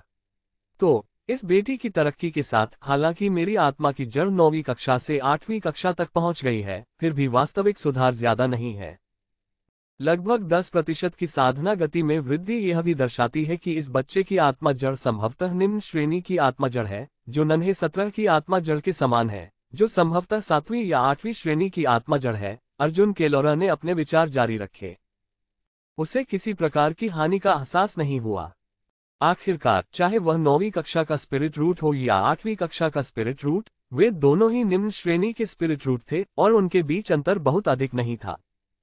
इसलिए 9वीं कक्षा के स्पिरिट रूट से 8वीं कक्षा के स्पिरिट रूट तक आगे बढ़ने से कोई महत्वपूर्ण गुणात्मक परिवर्तन नहीं होगा। हालांकि अर्जुन केलोरा के लिए 9वीं कक्षा के स्पिरिट रूट से 8वीं कक्षा के स्पिरिट रूट तक की उन्नति अभी भी एक मील का पत्थर थी।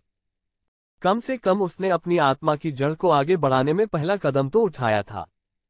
भविष्य में जैसे जैसे आत्मा मूल वाले अधिक से अधिक बच्चे आते गए, उनकी आत्मा मूल अंततः निम्न श्रेणी की आत्मा मूल से मध्यम श्रेणी या उच्च श्रेणी की आत्मा मूल तक कदम दर कदम आगे बढ़ती गई। शायद पौराणिक पृथ्वी आत्मा जड़ या स्वर्ग आत्मा जड़ तक भी। अर्जुन केलोरा ने सोचा, आध्यात्मिक मूल न केवल साधना की गति को प्रभावित करता है, बल्कि साधना की बाधाओं को भी प्रभावित करता है। मुझे आश्चर्य है कि 9वीं कक्षा के आध्यात्मिक मूल से 8वीं कक्षा के आध्यात्मिक मूल तक आगे बढ़ने से शिशोधन के तीसरे चरण से चौथे चरण तक आगे बढ़ने की बाधाओं को तोड़ने में कितनी मदद मिलेगी। खेती की गति को प्रभावित करने के अलावा स्पिरिट रूट का ग्रेड खेती में आने वाली बाधाओं को भी प्रभावित करता है। आत्मा मूल जितना बेहतर होगा, अड़चनें उतनी ही कमजोर होंगी। अर्जुन केलोरा ने पहले किताबों में पढ़ा था कि पृथ्वी आत्मा मूल या स्वर्ग आत्मा मूल की क्षमता वाली आत्मा जड़ों के लिए क्यूई शोधन से लेकर फाउंडेशन स्थापना चरण तक बाधाओं की कोई अवधारणा नहीं थी। भविष्य में सुचारू रूप से खेती करने की संभावना के तहत अर्जुन केलोरा संभावित रूप से कोर गठन चरण तक पहुंच सकता है और एक उच्च श्रेणी के गोल्डन कोर को संघनित कर सकता है। इन दूरगामी संभावनाओं पर और अधिक विचार किए बिना अर्जुन केलोरा अपने अध्ययन कक्ष से उठे और अपनी साधना जारी रखने तथा अपनी आध्यात्मिक शक्ति को पुनः स्थापित करने के लिए प्रशिक्षण कक्ष की ओर चल पड़े। अगले दिन अर्जुन केलोरा ने किंजू माउंटेन एस्टेट के पुस्तकालय का दौरा किया, जहां उन्होंने भाग्य और गु साधना पर पुस्तकें खोजी। हालांकि उन्होंने पाया कि लू परिवार में भाग्य पर कोई पुस्तक नहीं थी और गु साधना के बारे में जानकारी भी दुर्लभ थी। उन्हें एक प्राचीन ग्रंथ में गु कीटों के बारे में केवल कुछ संक्षिप्त परिचय ही मिले। उदाहरण के लिए गु कीटों को 6 स्तरों में वर्गीकृत किया गया था: साधारण गु, आत्मा गु, रहस्यवादी आत्मा गु, पृथ्वी आत्मा गु, स्वर्गीय आत्मा गु और अमर गु। उच्च स्तर के गु कीड़े अमर गु की तरह राक्षसी जानवरों के बीच सच्ची आत्मा रक्त रेखाओं के समान पौराणिक संस्थाएं थीं और अत्यधिक दुर्लभ थीं। यहाँ तक कि पृथ्वी आत्मा गु और स्वर्गीय आत्मा गु भी किंवदंती के दायरे से संबंधित थे, जो अत्यंत दुर्लभ थे।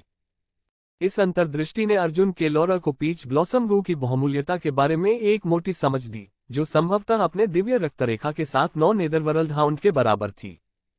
गु कीट परिपक्व होने के साथ साथ निरंतर रूपांतरणों से गुजरते हैं, निम्न से उच्च स्तरों की ओर बढ़ते हैं, जैसे कि प्रथम रूपांतरण, द्वितीय रूपांतरण, तृतीय रूपांतरण, चतुर्थ रूपांतरण, पंचम रूपांतरण इत्यादि, जो साधक के क्यूई शोधन चरण, आधार स्थापना चरण, मूल निर्माण चरण, नवजात आत्मा चरण तथा दिव्य रूपांतरण चरण के अनुरूप होते हैं। अर्जुन केलोरा ने जो पीच ब्लॉसम गु प्राप्त किया था, वह स्वाभाविक रूप से प्रथम परिवर्तन से संबंधित था। अगले दिनों में अपने दैनिक ध्यान और साधना के साथ साथ ताबीज बनाने के अलावा अर्जुन केलोरा ने पीच ब्लॉसम गु को परिष्कृत करने के लिए भी समय निकाला। उन्होंने आशा व्यक्त की कि इसका परिशोधन कार्य शीघ्रातिशीघ्र पूरा हो जाएगा, ताकि इसके विशिष्ट प्रभाव देखे जा सकें। आखिरकार वह अपनी स्थिति और प्रेम में अपने भाग्य में किसी भी तरह का सुधार लाने के लिए काफी उत्सुक था। आधे महीने बाद अर्जुन केलोरर ने अंततः पीच ब्लॉसम गू का शोधन पूरा कर लिया। उस क्षण उसे पीच ब्लॉसम गू के साथ एक अजीब सा जुड़ाव महसूस हुआ, मानो वह उसके अपने शरीर का हिस्सा बन गया हो। इसके साथ ही उन्होंने पीच ब्लॉसम गू के बारे में विस्तृत जानकारी प्राप्त की।